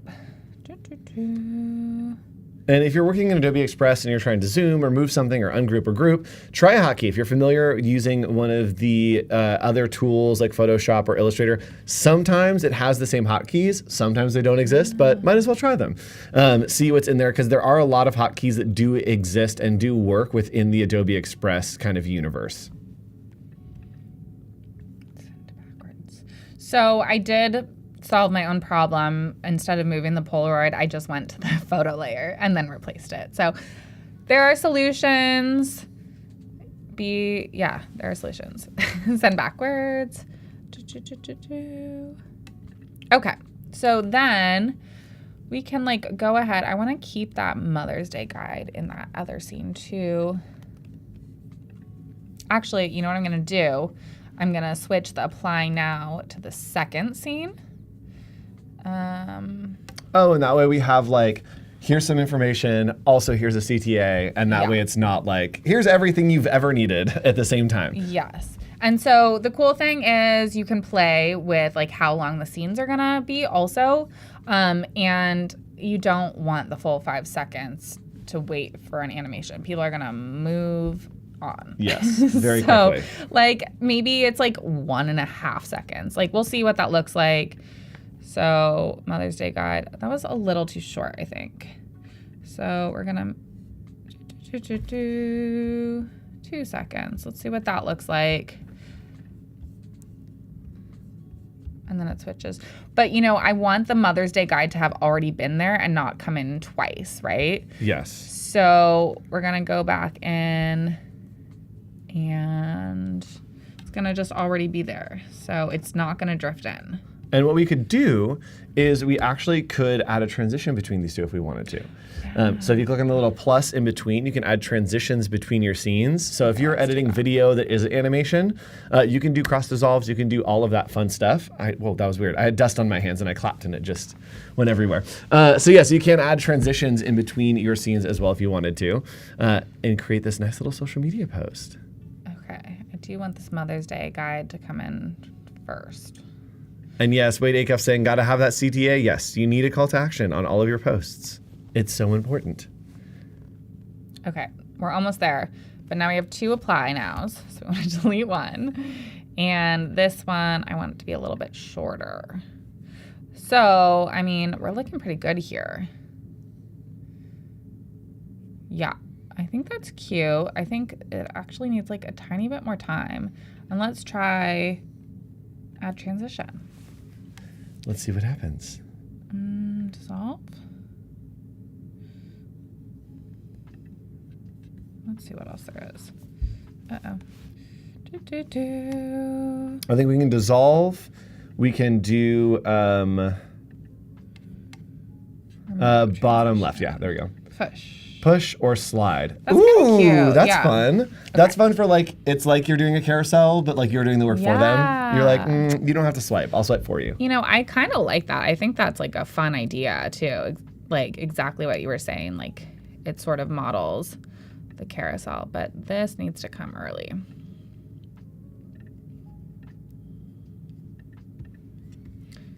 Very focused. Okay, we're gonna try it one more time. And to further, you could add some music. And there's Adobe's stock image, or Adobe stock music, right? There is, yes. You also can do voiceovers, all that fun stuff. Let's see if we can add music. Studio Manager, do we need to plug in anything to that one? Yes. Okay, cool. We're gonna plug in some music to some. We're gonna plug in the sound so you can hear the music, so we can add some music to this. Hold, please. Tell us more about what this is for. Maybe are there other events that you do throughout the year? Are there other like activations? What kind of stuff do you do? So, okay, again, Girl Gang Craft, I'm the founder of. We run craft fairs in California and New England. So Oakland, Sacramento, Salem, Massachusetts, Providence, Rhode Island. And we have classes and courses for small business owners. Oh, nice. Yeah, we have a podcast, Girl Gang Craft the podcast, and then I also design a feminist apparel line. Yes, you do it all. I do a lot of things. My goodness. And so this is one of our activations for small business owners to get in front of folks who are supporting small business owners. I love that someone put my website in the chat. Thanks Wade. That's Wade. Wade is the MVP of Adobe Live. He's my favorite moderator. Amazing. We love Wade. Thank you, Wade. We love you. Thank you. Okay, so yeah, Girl Gang Craft is my website. We have classes on email marketing, brand partnerships. We even teach you how to throw your own craft fair if that's something you're interested in. Fun. Yeah. So let's see. No, you go. You go ahead. You hit it. I was going to say, we can add some music. I think we're all set up to go to music. We're going to add music in here and make this from a static post. Now it's going to be a reel. It's going to be a TikTok. What is your opinion between doing like static image posts versus reels with music versus how do you like to post and use social media? So to be honest, I think this should be a reel. So I think we're just going to resize it. Easy.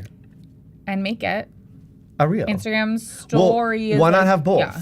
Yeah, so exactly. What we can do is we're going to click on Instagram story, which is the same size as a reel. I like that they're two different ones, but it's the same. And then instead of resize, we're going to duplicate and resize like you did. And that gives us our original, just in case. And now we also have the other one. And this looks pretty good. I mean, maybe you would resize some things if you want the blob to be bigger. I kind of think it's cute like that. And then you have space to add like a little countdown or a link or something in Instagram. Yeah. I always have to think about that when I'm making stuff in Express to like, where is the link button gonna go? Am I gonna add like any sticker or are there gonna be captions on this? Can you move the layered timing to the other scene? No, you can't. Okay. So like I would just wanna, I still think that's cute. I think this idea of it being sort of a fake carousel thing is really cool. It's kind of fun, yeah. So, but anyways, let's see if I even know how to do the music here. Oh yes, so we're gonna go over to media, which is 3 there up. we go. Yep. And then you're gonna click on audio right there, and then we can throw in our headphones so we can hear. And then you can search your music of what you want to see, and then click the play to listen through. And if you're wearing headphones, just take linger them around your ears for a second. We're gonna get the levels as we play some music.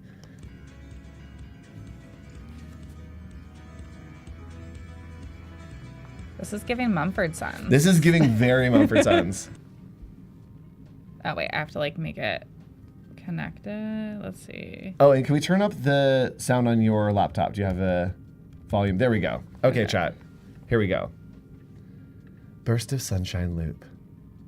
So if we want to place it on the document, we just need to click on the, right there, yep. And it will actually place it, I believe, wherever I drag it. Oh, yeah. Yes. I like never use the sound.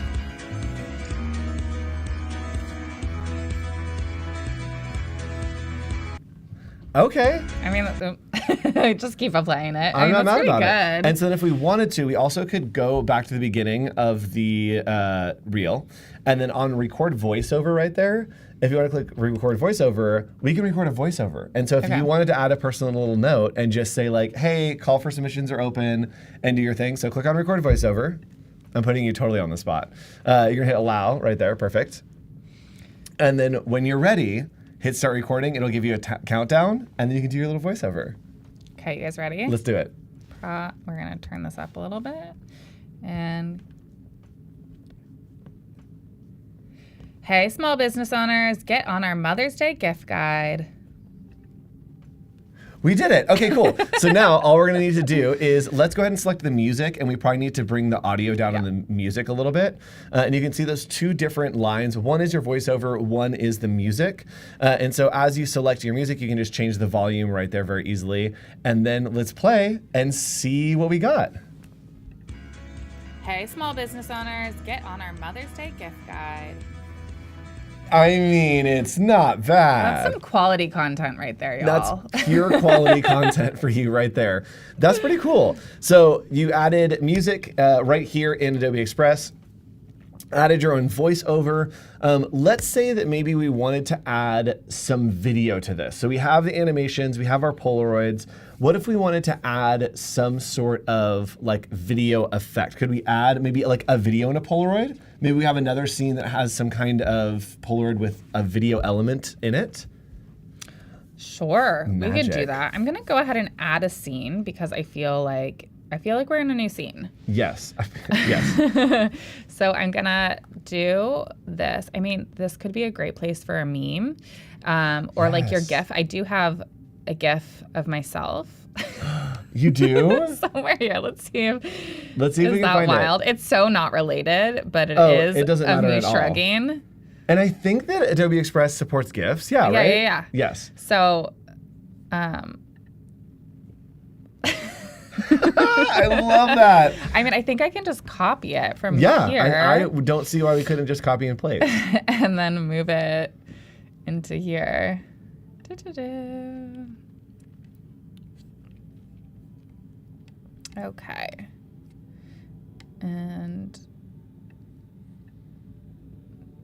takes a second. It's really thinking about it. There's too much awesome happening. Yeah. Okay. Right here. Yes, and what it's doing is it's basically converting this GIF into a video, and you can remove the background of video. I think a lot of people have used the remove background on the images. You can use it on video as well. And then I feel like we need a sky in the background also. So I'm just gonna search sky. Yes, and someone on YouTube saying, can you demo translating a template into another language? Boy, can we! Because you'll see if you look on the screen here, the only thing that has the word new next to it is a little button that says translate. So once we get this, we will show you how to translate what we've created into another language with just maybe 2 clicks. I think it's 2 clicks. I was gonna say 1 click, but I do think it's 2. Okay. So yes, thank you so much for your question. Again, if you have any other questions, let us know. Okay, here's the whole thing. Small business owners, get on our Mother's Day gift guide.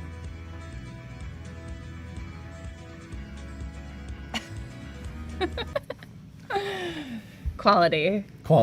Yes. I also like that it's like breaking the frame of the Polaroid to like have a little extra dimension. Okay, so let's go back to one of our pages that has some text on it. And this is a new feature that has just come into Adobe Express, and that is the translate feature. So right now we have call for small business, we have apply now. Let's go ahead and click on apply now. And with that selected, we are going to go up to translate. Right up next to a line. Close up, straight up, right above you. Thank you. There we go, got it. Yes. Translate, yep. And what language do we want to do this to?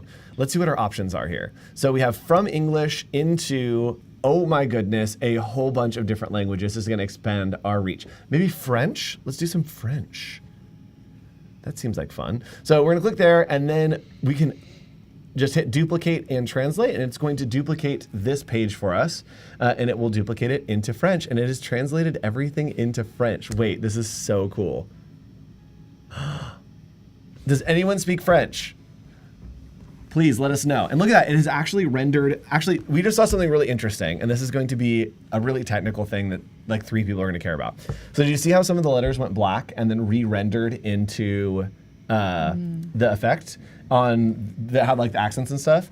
Basically how text effects works is it renders a letter and then places that letter in all the places that that glyph is responsible to be shown. So if you change languages, even if it is the same E, it is a new glyph because it has the accent, and so it has to re-render just that letter. So you just saw there that the F, D, other letters were all rendered already. It had to render the new ones. So look at that. And yes, chat is saying oui, oui. I agree. And there's baguettes in chat. Thank you so much, chat. We love baguettes. We love, yeah. Also, waffles are the secret for time travel. That's a good comment, Sean. Thank you. Ooh. Yeah. I have been to Belgium, and I can confirm that waffles, secret to time travel, 100%. Okay, so we're looking pretty good here Hey, small business owners, get on our Mother's Day gift on guide. our French reel. Yes, and what's really cool is we did show a sneak on the Adobe Twitter X account that there is a new tool that is being worked on in the sneaks that allows you to change your language and redub your lips to match that language, which is really cool. It just came out, I think yesterday they posted the video, and basically we would be able to translate this to French, and then if you were speaking, it would change the way that you were speaking, would change it to French using your voice and sync up your lips. So you can use the audio or the video, which is really cool. That's really, really rad that we could, in theory, hopefully soon, just change it over and now it's French. But this is really cool if, you know, you have an international audience and you want to reach other folks. I mean, especially for like advertising, also like a specific product. Yeah, it's really a cool opportunity. It's great. Okay, so we got about like 5-6 minutes left. Okay. Let's do kind of a start to finish, or let's like wrap up any loose ends and see what we can land to be like, look at, we made this together. So, you know, a couple options. I'm going to take off my headphones. Oh, yes. Is that cool? Same, yes. Okay. I've had to wear those for a whole stream and my ears are just, do some ear stretches. So, okay, we have our real version and we have our carousel video. But I mean, like, so you have a couple options too. You could download this as an MP4. Yes. Right? Thank you. For a video, right? It's going to do the whole thing. You could also like do a couple options too. Like you could download that as just PNGs and then have that carousel. You could also even like split it, like download it and then split it. So like it was carousels, but both sort of frames are videos. Those are some options. Of course, let's go. I'm going to delete the like apply now situation. Actually, I'm going to just duplicate this whole thing so we don't lose it just in case. Resize. I'm just going to duplicate I get the same thing. I get so nervous that I'm like, let's do like just a couple versions of this. Let's just duplicate it. Okay. So I'm going to delete this whole second scene. And just keeping it simple. The apply now is not there. Great. So we can post this if we want to, right? So we can go ahead and schedule this. Share to social. And I think I'm already connected here. At least one attachment is still okay. So it'll just take a second, but like, okay, so this is TikTok, so it's not the best, but in theory, if my Instagram was connected here, I could go ahead and just schedule this for Instagram. You can add your caption here. Is there? I think there was an AI. Did I make that up? An AI helping with the caption? I don't know. Oh, I don't know about that. Okay. I don't know. Maybe I made that up. But you can add your caption here. Join our Mother's Day. Join our Mother's Day guide. You know, you could put in your little hashtags. Gifts for mom. And small biz. And this is still a video too, so we could change it to not a video, but this is what's happening right now. And you could schedule it, or you could publish now. You could also save it as a draft. Yep. And then you could do your channel. So let's say we wanted to do the reel one or the TikTok one, because that's the right size. You could also go ahead and schedule that to TikTok. So that's really cool. I think there's also Facebook. Is there YouTube and Pinterest? I think that we can link to, I believe you can do, let me see what I have on mine. I also don't think I have mine linked, but let's find out what happens. But you can schedule it to post whenever, which is nice. And so I very often, like, you can schedule stuff and then never think about it again. And then you have like an unlimited amount of, okay, so we have Instagram, Facebook, Twitter X, LinkedIn, Pinterest, and TikTok are options right now. So many places to put all of your content. And what's cool is, like we said, everything is in this one document. So if we had a size that was for an Instagram post, if we had a size that was for a TikTok, a size for LinkedIn, all of that could be in this one place. And all you need to do is just click schedules, click schedules, click schedule. Super easy, super quick to be able to just roll that out in just a few minutes, which is really cool. And I think that is a good question. I think you do have to be a creator profile or a business profile to schedule. Yes, that is true. Yeah. So automatic posting, I do believe if this used to be true. I don't know if this is still the workflow. I have a business profile as well, but I think that you can still schedule it, but it will just remind you at that time and then send it into Instagram so that you can post there. So it won't automatically post it for you. I think that it will just send a reminder if you're not a business or creator profile. And I think that means that you have to be connected to a Facebook page, or that's the old way. Yes. Yes. Or a meta, yeah. There are a lot of connections that need to happen for automatic posting. But I do believe that it will send you a notification and then it will import that image into Instagram for you, and you just have to hit the post. So it should take your caption, all that stuff over there, and you just have to hit post and you should be good to go. Yeah. Fun. Okay, so let's take a quick look at what's coming up for the rest of the day. We do have more live streams coming to you, all celebrating the 1-year anniversary of Adobe Firefly. Right now, it is 11 a.m. And right up after this, we do have Cyn Lagos is coming on, and she's going to help you level up your AI art. If you're working with generative AI, Cyn is going to help you really understand how to do that better. And then at the end of the day, we'll be back with our friend Phoebe to create some templates for social media. Really great workflow there. So Phoebe, any advice to friends who are just getting started working in Express, starting campaigns? What would you say to them? I think like go ahead and have some fun in there, experiment, upload your brand colors and logos and play around with your, what did we say earlier? Our composition vibes. Yes, get your vibes going. We'll see you all. Stick around. We'll be back in about 5 minutes for more content right here with Cyn Lagos on Adobe Live. Bye, everybody.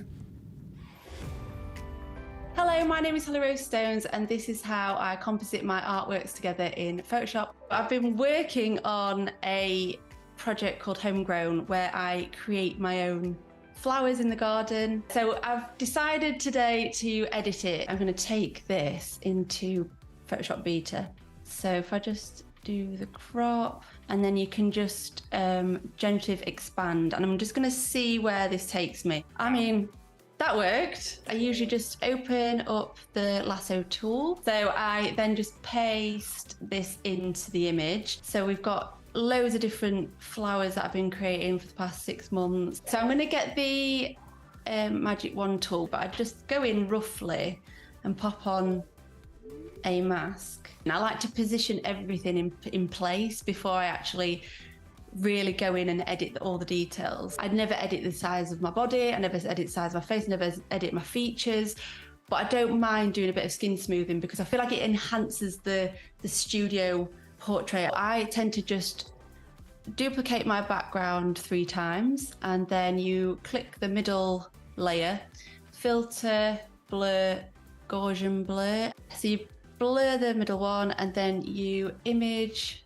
apply, and you subtract, you linear line, and it essentially just flattens the image back to what it was. So I go on to the low frequency, which is essentially the blurred. What I do is I'll duplicate that layer and create a clipping mask. I'll just go in with the mixer tool. You just kind of clip an area and move it around a little bit.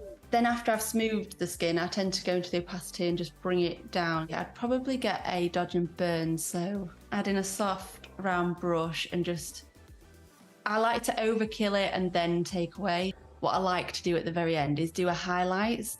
If I go to selective color and then I go to whites, and if I take the black down to the left, all the way, minus 100. So I just pick up with the eyedropper, just like a color like nearby. I just tend to take a soft round brush and just paste in. Again, I go overkill and then I bring it back.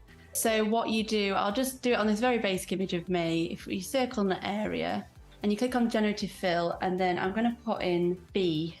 That's the one. That's literally it. I sometimes just pop on a white layer and then Gotcha. I'll overlay it, and that just brings out the colors. We will see you next time. Take care, everyone. Bye.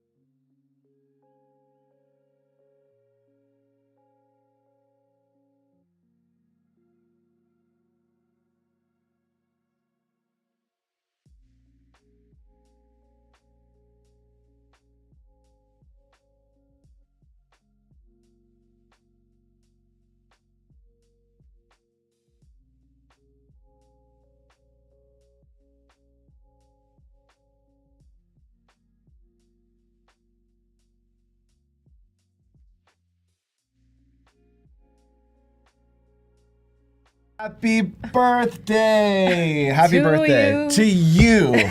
To you, chat. It's your birthday now because we are celebrating 1 year of Adobe Firefly today. Yeah. Generative AI made its way into the Adobe ecosystem and the Creative Cloud.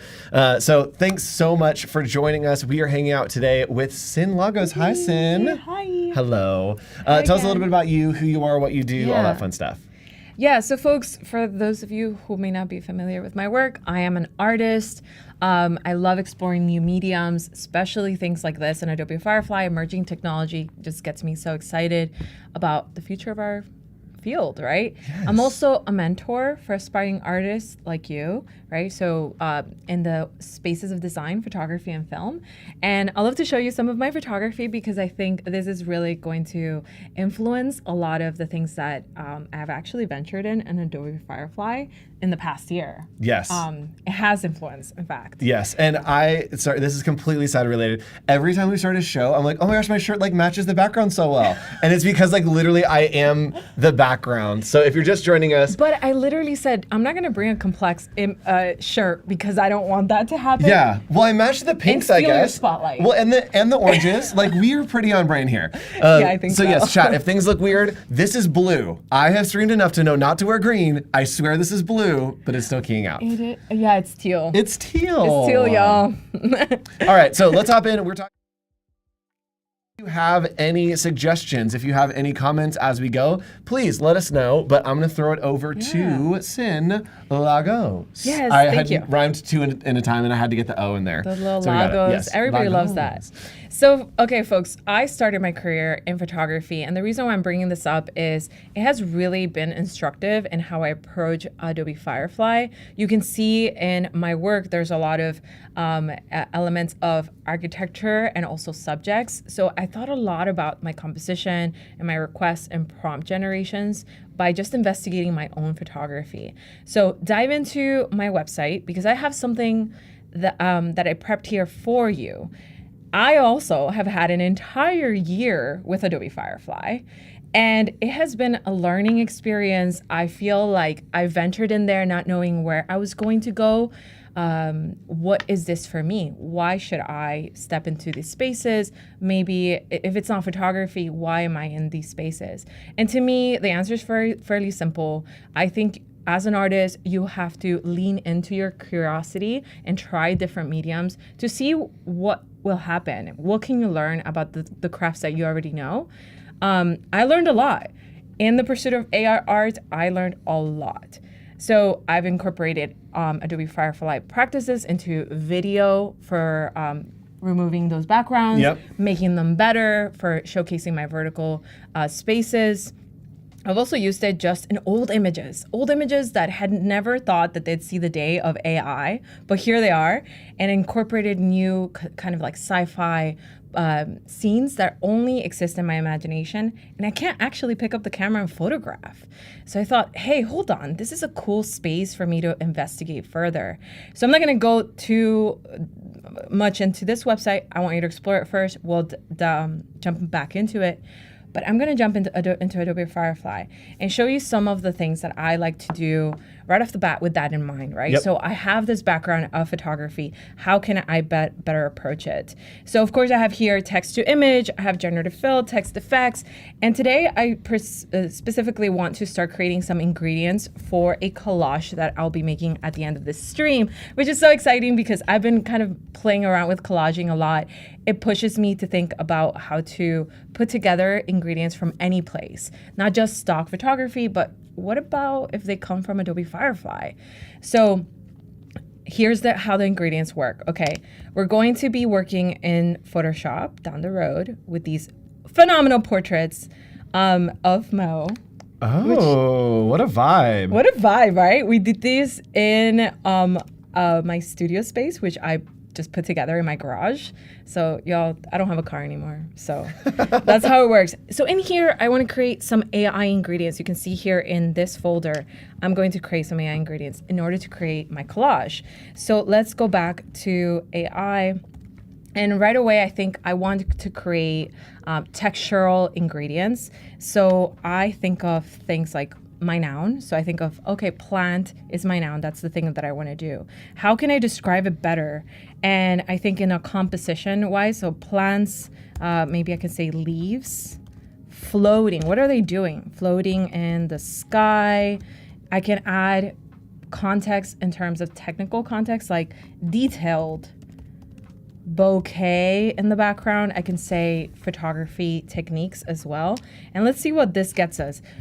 Not gonna go too far into crafting some of these prompts because I'm gonna show you some of the previous prompts I've also created that are stored here in Adobe Firefly. Now, this is Adobe Firefly Image 2, which renders we've experienced with Andrew fairly differently from Firefly Image 1. Yes. That's only available on the web. So if you want to try that out, that was a confusing part. I did not know that.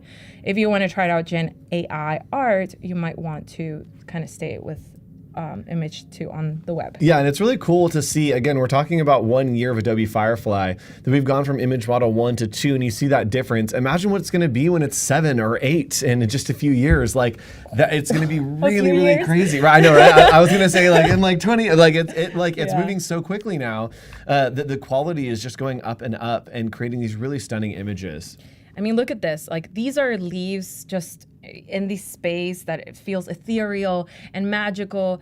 And from my standpoint of being a photographer, I can go and photograph these scenes. There's a lot of production here that I can totally do. And I've chosen to use some of those photography production workflows to, you know, maybe create a portrait of somebody who I care about.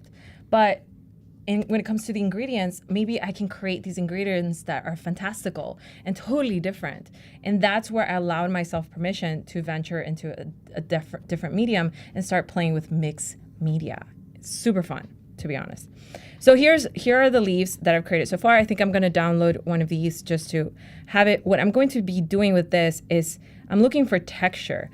We're gonna be playing with color modes to create texture in our collage. So I'll download 2 of these, and of course it tells me that it will include content credentials, and that means I can use it for commercial use. Transparency is key, folks, in this world of AI, and I think Adobe very much knows that. It's been in the forefront, which is why I'm here. I think it's important. I'm an artist at heart first, and so we look out for each other, you know? We also have this really cool feature in here called favorites. So when I save something in favorites, what happens is that I can go back here to the beginning and go to favorites and find all of my renders that I favorited. And I love doing this because that means that I don't often have to download if it's not the final one. I can store this almost like a bookmark to have a reference of all of the different crafted prompts that I've created. And some of these I've actually explored here. I love that they have this this amount of information because when I see them, then I can reiterate from that point of view. Let's see if I can jump into one of these. I think maybe this one here. Okay, so this one, it was a little bit kind of like flipped, but you can see here in this, I have a reference image. And so this starts to play into what else can you bring to the table. So Adobe Firefly knows the context clues of your prompt, right? So I don't have to start with an image. I can actually go through the library right here on the right-hand side.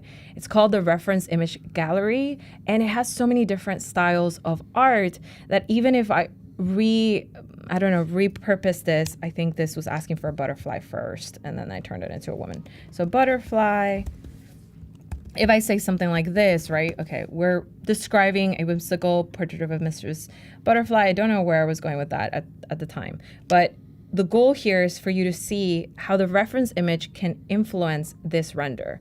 So I can choose any of these, and there's watercolor, there's pencil. I mean, wow, they're all different styles of art that we've experienced, and some which are completely new. Like there's 3D render stuff in here too. So if I was to generate and I want to create something abstract, I don't have to say, oh, let me start from scratch in an Illustrator. Let me start from scratch. It's no longer part of my workflow vocabulary, it feels like. Yep. I am readapting and boosting a lot of my workflows, which is so peculiar. And look at that. That's completely different from the original one. And of course, it has like that 3D kind of fidelity in it. So I'm going to take you into this part of my website where I'm going to be giving you something, because I think that's always the best way to get started in these streams. You can go in here and download a lot of the Firefly prompts that have really sort of transformed my results. And the guide here is to recognize all of these different possibilities. There's the 50-50 method, which I call it 50-50 because it's AI and also introducing a little bit of your photography. This photo started with this image here on the left-hand side, and then I expanded it. But not only that, I introduced that element of the palm tree. At the time of this shot, I didn't have any AI technology. In fact, it was just a random shot that wasn't part of the shot list, but I was like, this lighting is amazing. I held the palm tree in the air, but the palm tree is not in context. And I just wanted to incorporate that and create a better background. I never liked that background, and now I've got the picture I've always wanted. It just had to be like years later for me to say and give the permission of using photography as a medium with Adobe Firefly as a medium as well. And I know a lot of people have this contention because they know their workflows and they're in love with their workflows. So I get it, but I also think there is an opportunity for evolution. I, as an artist, have been doing this for 10 years. The only reason why I'm here is because I'm constantly learning and trying to experiment. Key to everything, experiment and try it out. This one has a different photographic reference. This is what I call the 70-30, which is I do have a photographic reference, but the result isn't the photo itself, right? You can see here, it's the identical photo. In this result, what I'm getting is I'm asking for something similar, but what I'm getting is the light, fidelity, the color palette of my image, things I worked so hard on that left image. I'm able to repurpose them and introduce that fingerprint of my artistic, viewpoint into the generation. That's a game changer. So I really urge you to try the reference images that are here. If you don't have reference images of your own, I'm not gonna, assume that y'all are all photographers, but also bring in your images. And the way you do that is you go here into reference image gallery again, and then you want to upload an image of your own. So if I go here, let's say we do in fact upload the portrait reference that we have here. So let's do this really cool vibe. I love this, right? So fun. So I'm gonna press continue here. It's basically telling me in that statement, sorry I didn't stop there, but it's telling me, is this your photo? Because we want to play it right. So yes, it's my photo. Let's move forward. So I have here a request that can say something like, I'm creating ingredients for something like this, and I want to create something abstract like floating glass spheres. Ooh. And I love geometry and everything, so I feel like this is a good fit. Let's just And say it is giving us generate. suggestions there. So as you type, it will give you suggestions there. So you can try those, refine those if you don't know where to start. Right. And we'll always have a suggestion for you. Right, so you mean the photo suggestion? Oh no, as you start typing in the prompt. Oh, right. Ooh, oh my goodness. So beautiful. Glass spheres. The suggestions are floating glass spheres at a river on gold background. I love that.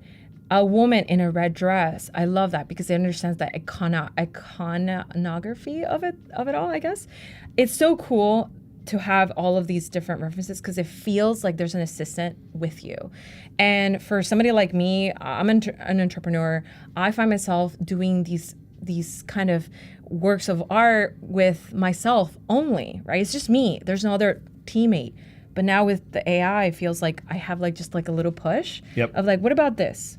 What about that? And let's click on the third one there. I think that it's so impressive the way that Adobe Firefly does reflections. And here you can see the opacity. It's really cool how that sun is refracting through the glass orbs. I love that. That's so crazy. Yeah, that's so interesting that it took into account that level of reflection, and still inside of it, you can see the landscape a little bit too. So I'm going to say floating glass spheres over, I would say, in a black, in this case, I'm going to say in a black background. So because here I'm picking these ingredients to then bring them over to Photoshop, I have to take into account that maybe I want a background that will blend well. That's the reason why I'm doing this. And so you might ask, like, why aren't you doing this then in Photoshop? Like, why aren't you generating in Photoshop? And I can show you different ways to have approached this. So for example, in here, if I want to generate, what was it? The spheres. Let's grab the spheres here. And I have these blank areas on purpose because I noticed that if I select a canvas that has anything in it, then the generative fill is going to take that into context, which is totally what we wanted to do, but it doesn't start from scratch in the same way that it feels like Adobe Firefly can start from scratch. So I have to select a clear canvas. So there's literally no influence but the render. Yep. And you can see here that it has the blue. It's pulling through like what bubbles would usually be. And it doesn't have the reference of that warmth that you have in the lighting of the other one, that it generated all those options with this really soft lighting that is straight from your photo reference. I like that. That's nice. I think we're going to change this to landscape, but I totally agree. Like, you can see it. And I'm glad you caught that, because I think the point that I'm trying to make of why I choose to grab my ingredients, my visual ingredients from Adobe Firefly currently is because these renders might result a little bit differently, and it might be my cup of tea. This might actually work, but it does feel different because it's Adobe Firefly Model 1, right? Yep. Okay. Yep. So Model 1 is in Photoshop. Model 2 is only available on the web currently. It's only way. So if you ever wonder about that, of course we have a black background, so that's good. I did make that change of just selecting a blank canvas. So I have a few opportunities here. I love this golden version here. Yes. So I might download it. I can always convert it to black and white. Yep. I like that it's clear and clean. And now that we have it downloaded, we do have a question from chat. Can we go back to that one? Chat is asking, can you place something inside of the sphere? Yeah. Ooh, hell yeah. You totally can. You can do it right here in Firefly.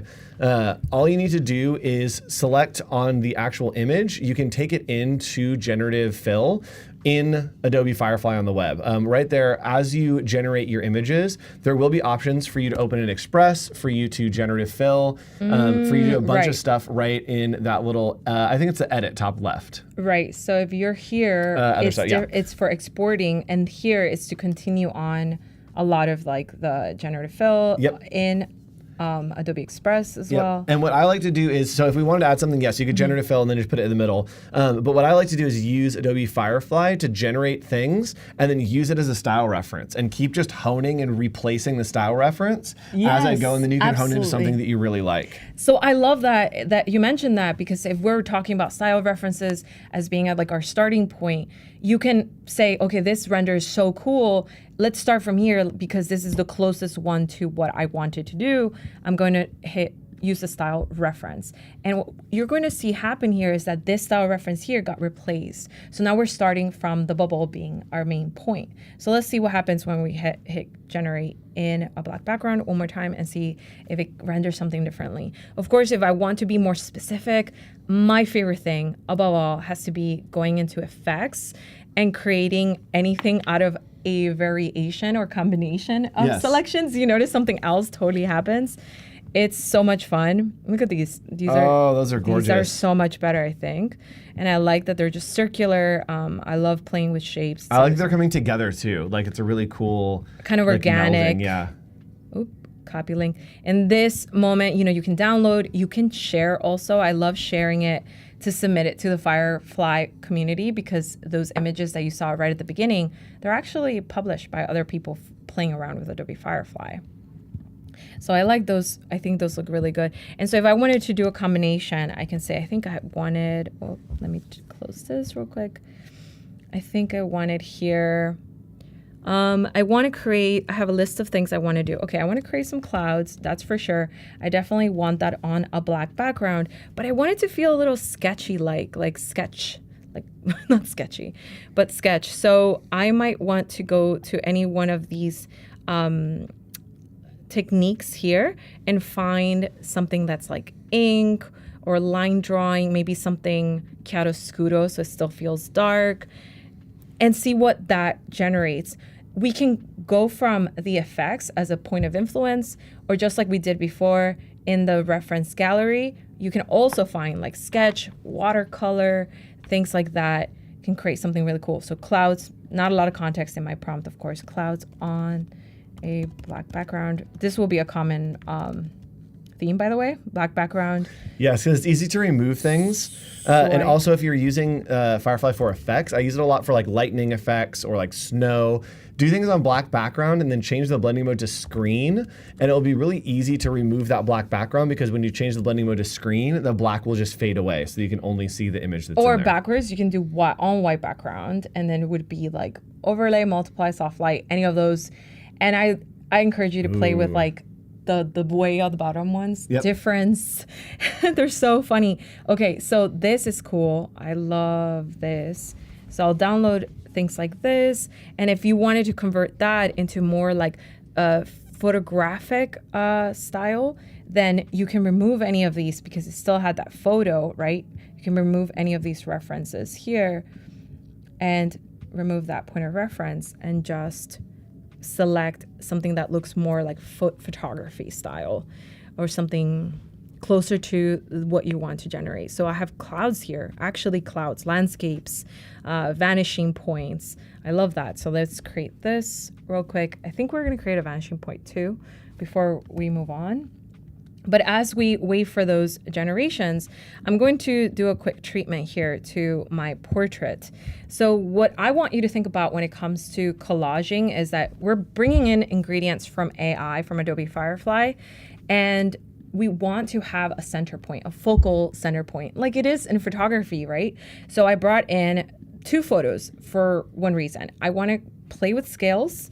I think it's interesting, the concept of photographing things that you find versus creating things in art that you don't find, you just imagine. So of course, she doesn't exist in 2 places in 2 scales. So I want to play with that concept, and I'm gonna convert all of these in black and white.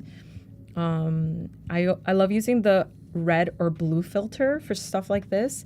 It creates a lot of contrast, and we want that contrast. You see the blue filter didn't quite work on that one. Seems to be the red one for really this. Really good contrast though in that black and white. Yeah, so then I can drag that smart filter to the next one. I think I have it in locked, I guess, or put them in the same folder.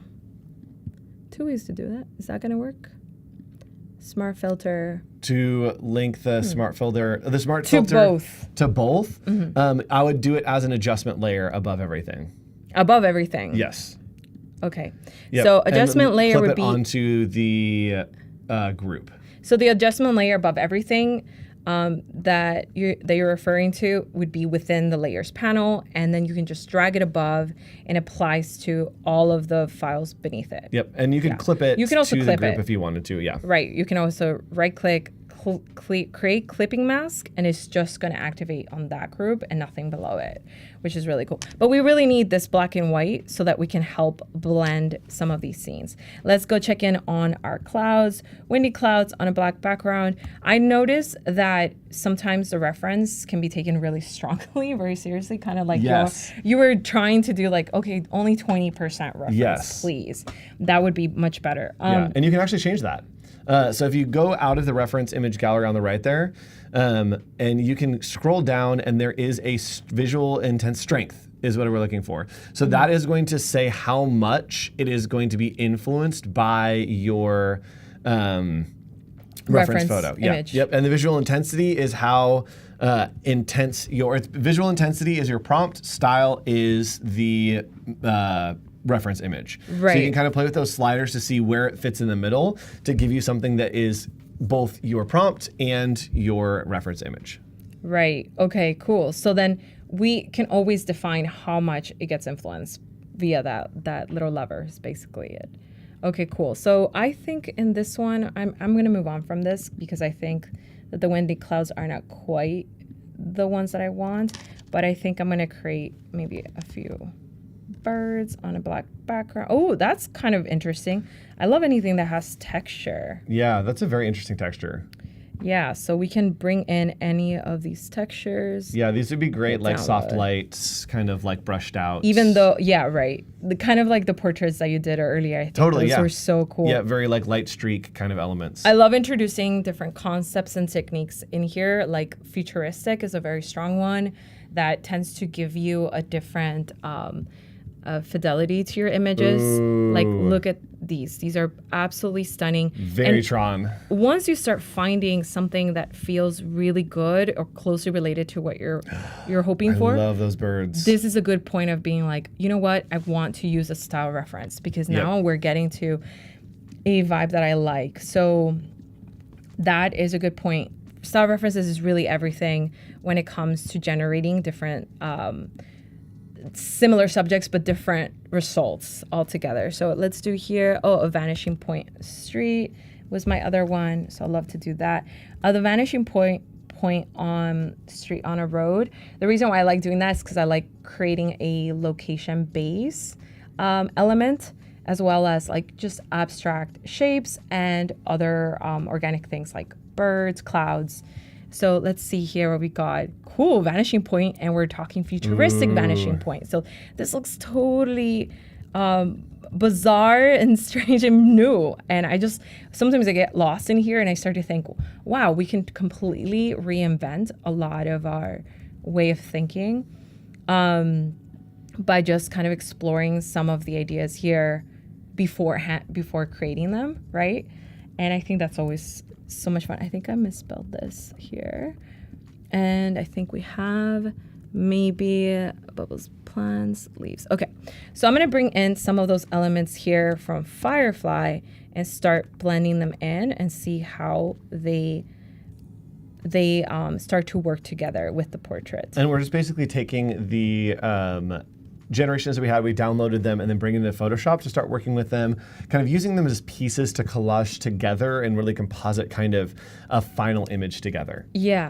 Yeah, so the goal here is mostly to generate ingredients that feel like they're going to be a good fit for the overall concept that you're doing, and play around with different stylistic references to get a different result. And you hit a blending mode on those orbs that looked really, it like showed through a little bit. Yeah.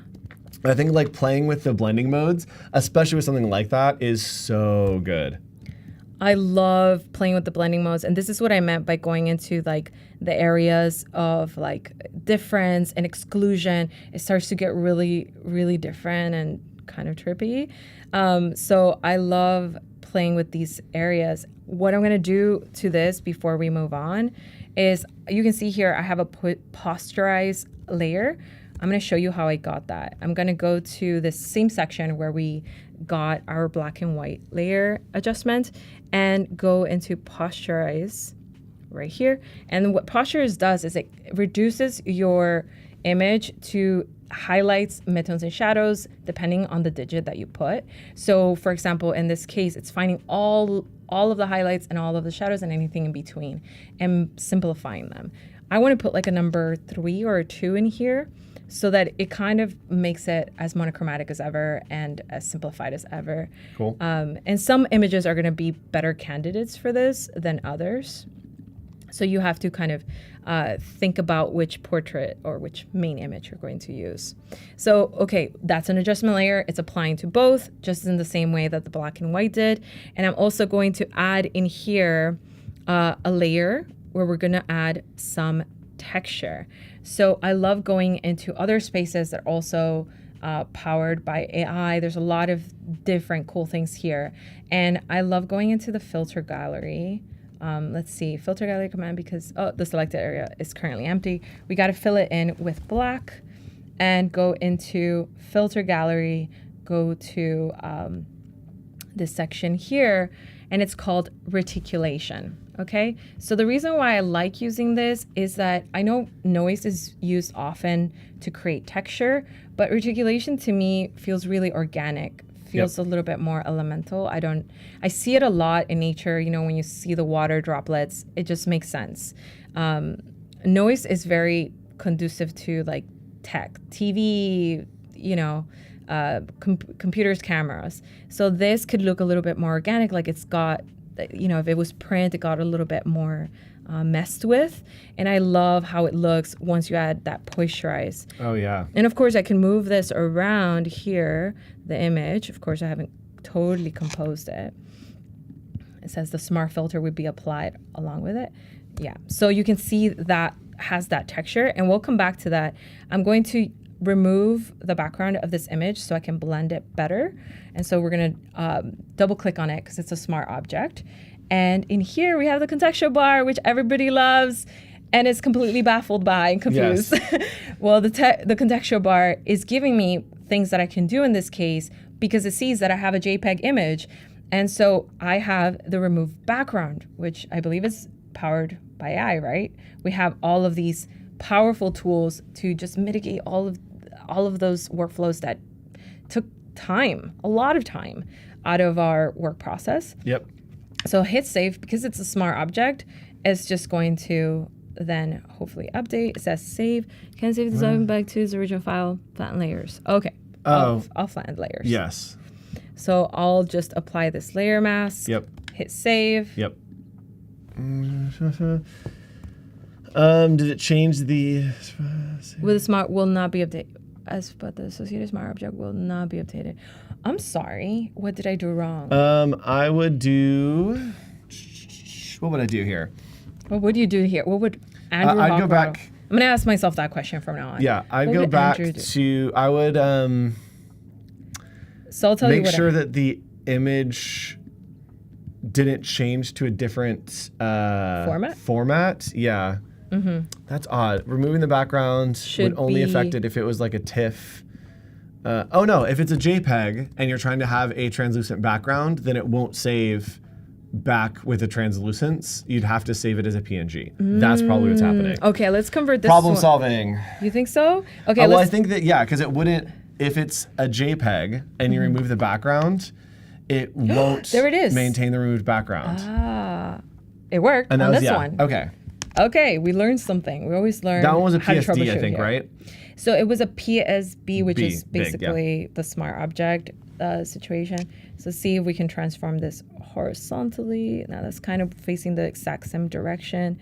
I would say that for the second image, my favorite thing is to have like a full body shot because it does kind of it feels more like, okay, this one's the large image and this is the smaller scale, and they blend a little bit closer. Yep, and thanks Corpse on Twitch said it's a JPEG with transparent.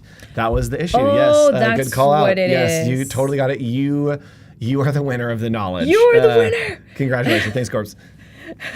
I love that. I love like when the chat like knows the answer to the troubleshoot things because we probably all been there. Yes, and some friends popping in on Twitch want to say hi. Inner Glow, Victi is here. Nice to see you all. Nice to see you. And what are we doing? That's a great question. Cyn, what are we doing today on the stream? Yeah, so today, most of all, we're celebrating the 1-year anniversary of Adobe Firefly. And can you believe it's been an entire year? If you have not jumped into Adobe Firefly, the web, or try the new tools that are powered by Adobe Firefly all over the Adobe ecosystem, this is your day. Today's the day. Do it as a point of celebration because it's quite amazing the milestones that we've reached here. Yes. I love that. So I'm going to create a gradient map here. Let's see, out of the adjustment layers as well. So gradient map is going to give me a black and white, but I want to play with really cool like gradients are here. We have iridescent, we have pastels. Let's see what the iridescent gives me, and go back to my layers down here and put it at the top. Let's see, I think this layer, there is one more layer.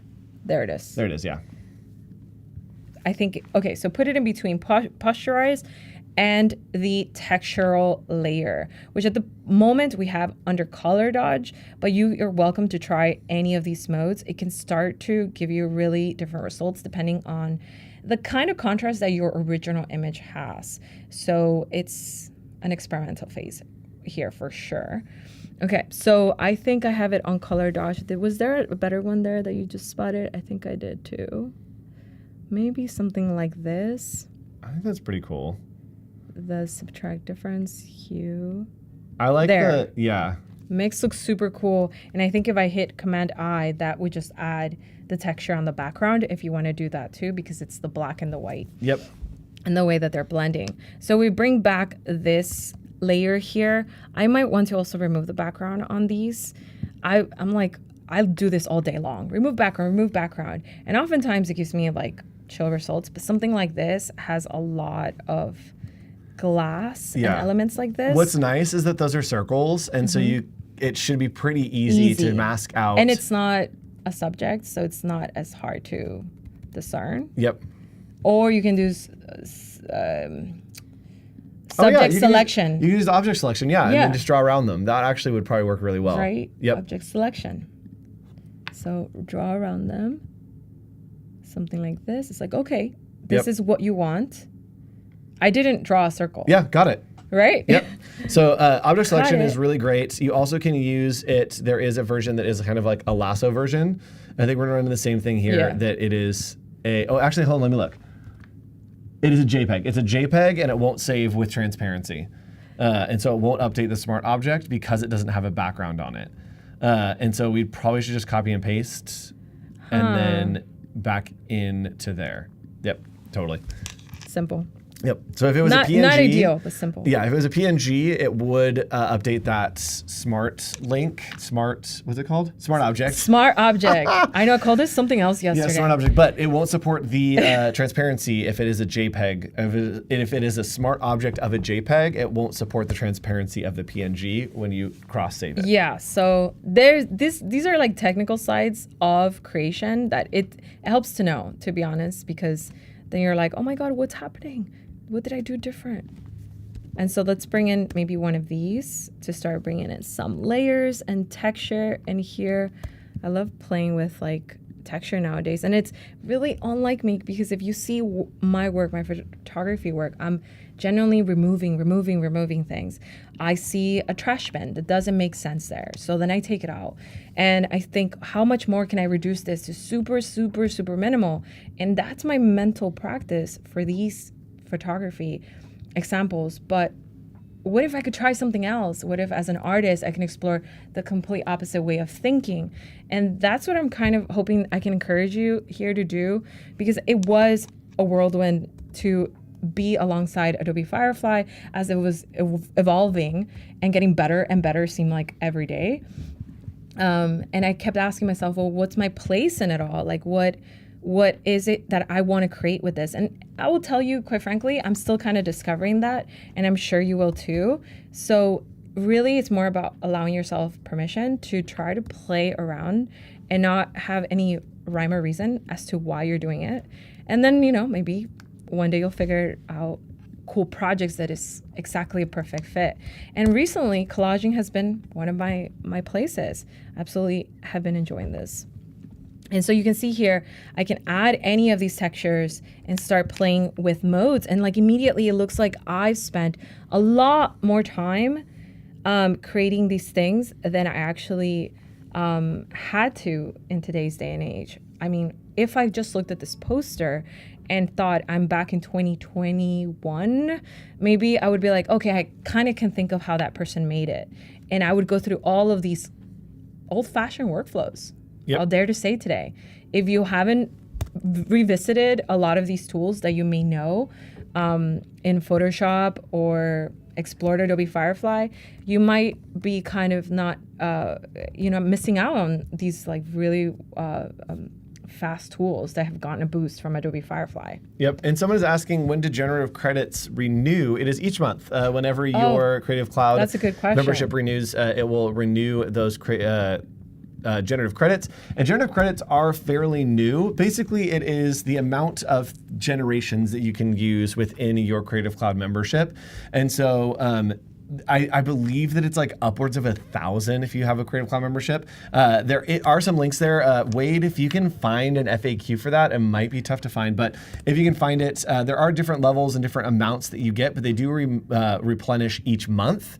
And so play around with those. I have never run out of them. I've never even gotten close to running out of them. Me neither. I've been doing demos and stuff. I have 1,000. I have 1,025 a month, and I still have 900 left. So. You get a lot, and it is included. It mostly, I think, is there to keep people from abusing the system or doing batch processing or that kind of stuff using Adobe Firefly. But we do have generative credits now. I believe they happened in February at some point.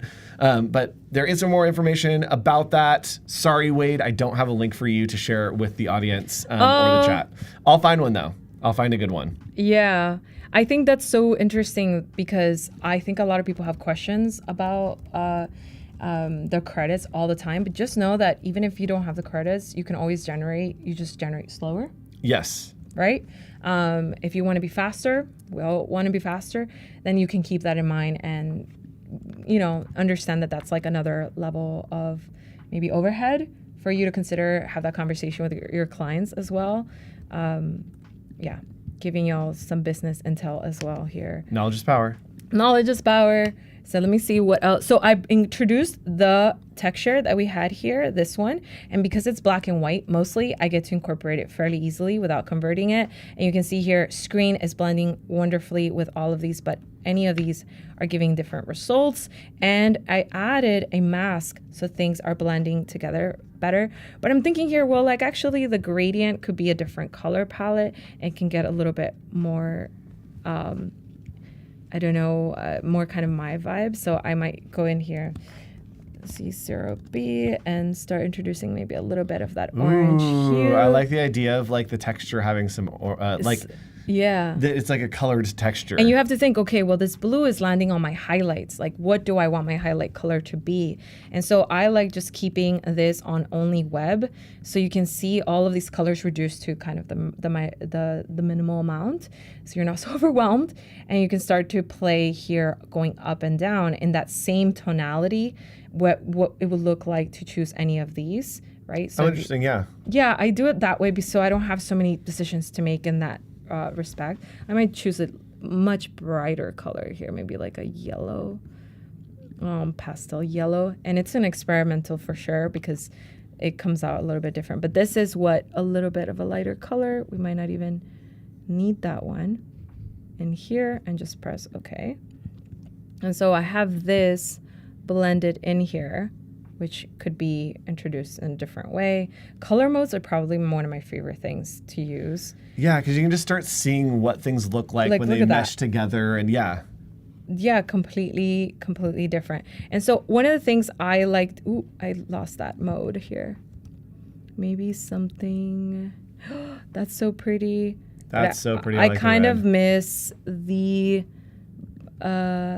texture here. So in my textures, you always want to include textures into your design, because I think that is what takes it away from feeling so digital to feeling a little bit more organic. And maybe you created it, collages were created from scratch and they were cutting paper, you're cutting elements, pieces of things. So how can we kind of include that in here? Oftentimes is by creating and adding and layering those textures. So because everything is a working file, right? Nothing is set in place. I can still move it and say I want to create a base for this, right? Right here, I don't quite have, like, she's just floating there.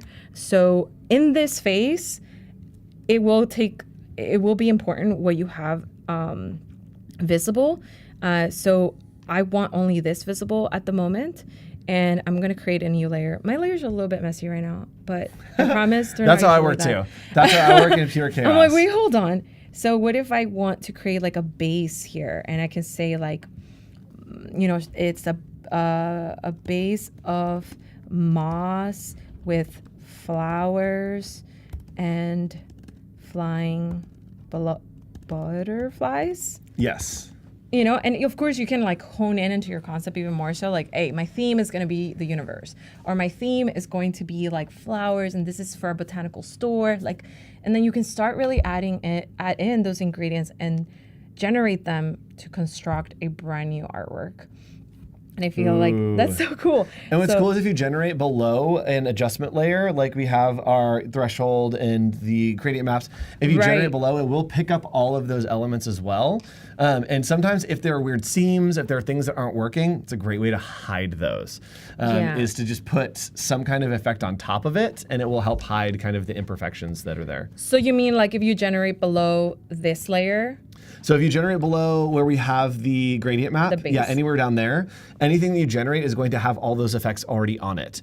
And so this is a really great way that if you have gradient maps, if you have texture, if you have effects that are happening, generate below, and it actually becomes a lot easier to hide the seams for things not to look as crazy. Really easy if you hide it with some of those effects on top. Let's give that a try. I like that. And it's so interesting because even the positioning of where you generate. Oh, but I'm generating with the moss there still. With that kind of influences still, right? No, I don't know. We'll see what happens. It technically is generating behind the moss, right? The moss layer is higher up. Yes. Yes. Yeah. Okay. So what happened is if you turn off the moss layer, we'll actually be able to see this to be a good kind of object lesson. Okay. Perfect. Leave that layer on. This one. And then turn back on the other layer that we just generated. So basically, what happened is we generated something. Did you delete it? Yeah. Oh, it's gone forever. Okay. What happened there basically is you were able to see the seam of where the moss that we had generated is. So when you select something in Adobe Firefly, it is filling in all of the pixels. It's filling in each individual pixel. And so if we do something behind it, you can see right there. Actually, I can point. I can actually point. You can see right there where the seam is of that selection. Exactly. And so it looks like it's seamless. It looks like it's transparent, but it's not. It is filling in all of those pixels. And so this is a great way to see if you put something behind it, it will actually show you each individual pixel that it has found. And so if we pull this up above our effects, I'll bet that actually is like a green lush field. Yep. So it generated that, and it was just the effects that were hitting it that were affecting it. So if you want to work in a kind of collage style, sometimes doing some curves, doing some adjustments on the top layers, and then generating underneath will keep everything very cohesive. I love that. That's such a cool hack, honestly, because I always notice that there's a difference wherever the position of the layer is. But to be able to understand that it's going to influence also the pixels like that is great. So maybe I can say water. Oh, no, you know what? I never generated those clouds. Clouds with clouds. And flying butterflies. I love the flying butterflies. Yeah, so I think in collaging it's always helpful to create a baseline, whether that person is standing over something fantastical like a floating moss, or they're actually like placed on, I don't know, maybe a title. We can generate some text to image to get a sense of that. I don't know what happened here, but all right, let's create a text to image. Let's see if we generate anything better there. Why is it generating all black? Why is it generating all black? It's taking into consideration the mesotint, the reticulation. The reticulation It's taking into account the reticulation, I think. It's making it black and white. Right. And then also it's probably pulling the threshold in, which is then making it black and white. Okay. I think that's what's happening. What it's trying to, it's fun, and this is actually a good test to like understand how you know Photoshop and how you understand the tools. If something goes wrong with Firefly, it is, I'm gonna say 70%, something that you have done with your layers or with the composition. And so it's always fun when something happens like that to think, why is it doing this? It's considering my image, and why is it pulling an all black image?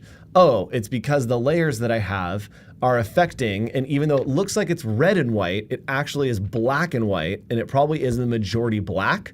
And so it's taking that into consideration. So it's just good and fun to kind of try to pick out and understand how it works. Yeah, and it's effective because then when you run into something, you just have to always, this is why I always call it troubleshooting is a great game to play as a group, because we all know a little bit about what could be the solution, but unless you kind of try it every time and not just give up on it, there's a lot of moments where we get questions where I think maybe folks ran into a halt and then that's it. They just kind of gave up. Yep. But it's definitely a rhyme or reason behind it somewhere. And for those that are watching, how are you brushing out that softly? It looked like it wasn't just like cutting things out. How are you brushing that mask kind of so softly? Yeah, so I I love using masks because I can always revisit them. So if you hold Alt here, you can see that mask in there. And I definitely always select a brush that has a very low hardness point so that that blend is able to look really, really natural. And so if I hold Alt again, it's gonna bring me back. Oh my gosh. Things are happening. I don't know how to do that. Activity is going on. Activity. We're closing those rings. Shush. Toss it over there. But yeah, it's like one of those things where like you want, the masking tool is going to be so important for you in this facet of things because the blending is so important. But also being able to undo that in any workflow is important for me. Yep. Right? Like I want to be able to say, actually, I stepped away, I grabbed a coffee, and now I get to like move this around and change up the composition a little bit because I wanted it on the left and I wanted it bigger, or I mean, maybe you have a client. And then so having that workable document is always going to be so important. And what you've done with the brush too is if you select the brush tool where you're brushing in that mask, your opacity is actually taken down. So I don't know if a lot of people know this, but if you change the opacity on your brush, it will actually mask out softer. So you can change it anywhere from 0 to 100. And that just means when you click, it's not punching out 100%, it can punch out 30%. And that way you can get those really soft edges that you're kind of getting. It's because your brush was set at like 70% opacity, and that way it's just softly kind of brushing through. Right. So like, for example, one of the things I like doing when it comes to that idea of masking is I want to sometimes include elements here. I think it's a good practice to add a mask that's completely black so that when you add elements, you're actually bringing them back this way. Yep, and you can see there that you had to do a bunch of clicks, and the reason is because up at the top, the opacity is set at 70 and the flow is set at, I think, 50. That means that when you click once, it is filling it with 70%. So as you do that lower and higher, you can get really subtle with the gradations and the masking that you do within that. Right, so if I set it to 100%, I would have less clicks, essentially. Yep, you would click and it'd be like, boom, and here then you the go. smoothness too. And the flow is at 100, you need the opacity at 100. 0. The opacity was still at 18. There we go, yep. So now when you click once, it should pull, like the whole thing together, yep. And of course, we have it in a blending mode. Exactly, yeah. Now that you have a softer brush, it is going to still have that like softness around the edge, but it is pulling 100% of the center of that brush in. Oh, that's awesome. I love that. And I mean, in general, I feel like I use this kind of just, okay, brushes, perfect. But you have to think about like all of the different opacities and flows, especially if you use like a tablet or something like that. Yes. And hello, want to give a shout out to Noom just joining us. Hi, hello over on YouTube. And our friends over on Twitch, nice to see you. I see the Inner Glow is here hanging out with us. Nice to see you all. Say hi, let us know where you're watching from. We are from San Francisco right now, broadcasting live. And we do have more content coming up right after this. Let's take a look at the schedule because we do have one more show. It is going to be hanging out and creating some templates for social media with our friend Phoebe Sherman and Cyn Lagos, who we've been with today. We also are going to be having a very special episode of Adobe Office Hours at 1 p.m. And it is going to be a show all about generative AI. It's going to be about 1 year of Firefly. So tune in from that, hang out, and join us for that. Let's go ahead and do a quick recap. What did we do today? Yeah, folks. So I would love for you to try this out. We created and generated all of our ingredients in Adobe Firefly Model 2 and continued our project of creating a collage here in Adobe Photoshop with some Adobe Firefly powered tools within Adobe Photoshop to create this really cool textural heavy collage. So I will invite you to try a new medium today in celebration of Adobe Firefly. Check out my news section of my website for those pro tips and those cool prompts to really create cool results. Yep, and stick around because there's more coming. We are going to be hanging out in Adobe Express next, showing you how to create some templates and incorporate some Adobe Firefly in there as well. Any advice to friends who are just getting creative? What if they're stuck and they're trying to get more creative? What advice do you have for them? My main advice is give yourself permission to try a new craft, a new medium in your art space. Don't take your craft too seriously. Just allow yourself to experiment and have fun. Have a lot of fun. Remember, we get to do this. We'll talk to you in just a few minutes. Stick around. Bye, Cut folks. to camera B. Bye. Today I'm going to be walking you all through a project called Total Service. It's a real client of mine. Now I want to show you how to bring it into Express and how you can build that brand kit. You have this ability to start from content. So I'm just going to click that button, and what I'm going to do is actually click Simple Brand PDF and then upload it. It's going to start separating out stuff onto different layers. So what we're going to do right now is I'm going to start showing you how the libraries work. Create new library. We'll do one called TS2. So what we're gonna do here is I'm just gonna grab like this logo, and then I'm gonna add it to my libraries, click graphic, and then call this like TS2 horizontal. So what I'm doing now is just like quickly eyedroppering all this stuff. I'm taking everything, I'm just grabbing those color pieces from my Illustrator file, and now I'm just clicking on the bottom right corner, and then I'm clicking fill color, and that's adding it to my library immediately. Nice. All right, so go to my stuff, and then go to brands and libraries. So I'm going to the TS2.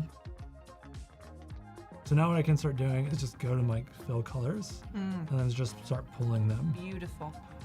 Cool, so that's pretty much the color page. Let's go to the type system, go in there. You can type in whatever logic you want. You can just duplicate all this stuff by just selecting it all, shift, and then drag and option drag it.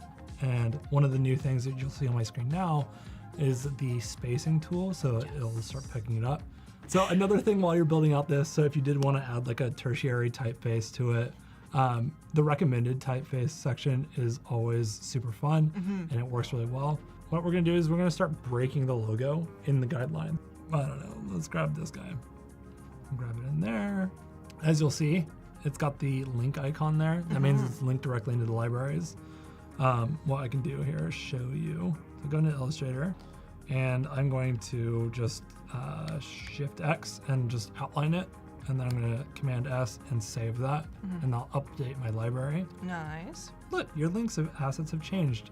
Boom, update, which is a normal flow if you're used to working in Photoshop or Illustrator. You could see how you could quickly just pull in your libraries, pull your color from your library panel, go in, adjust each element, go in there with your grids. You can swap out the typefaces really quickly. You can upload them or pull them directly into your libraries. Yeah. So all in all, effective hour.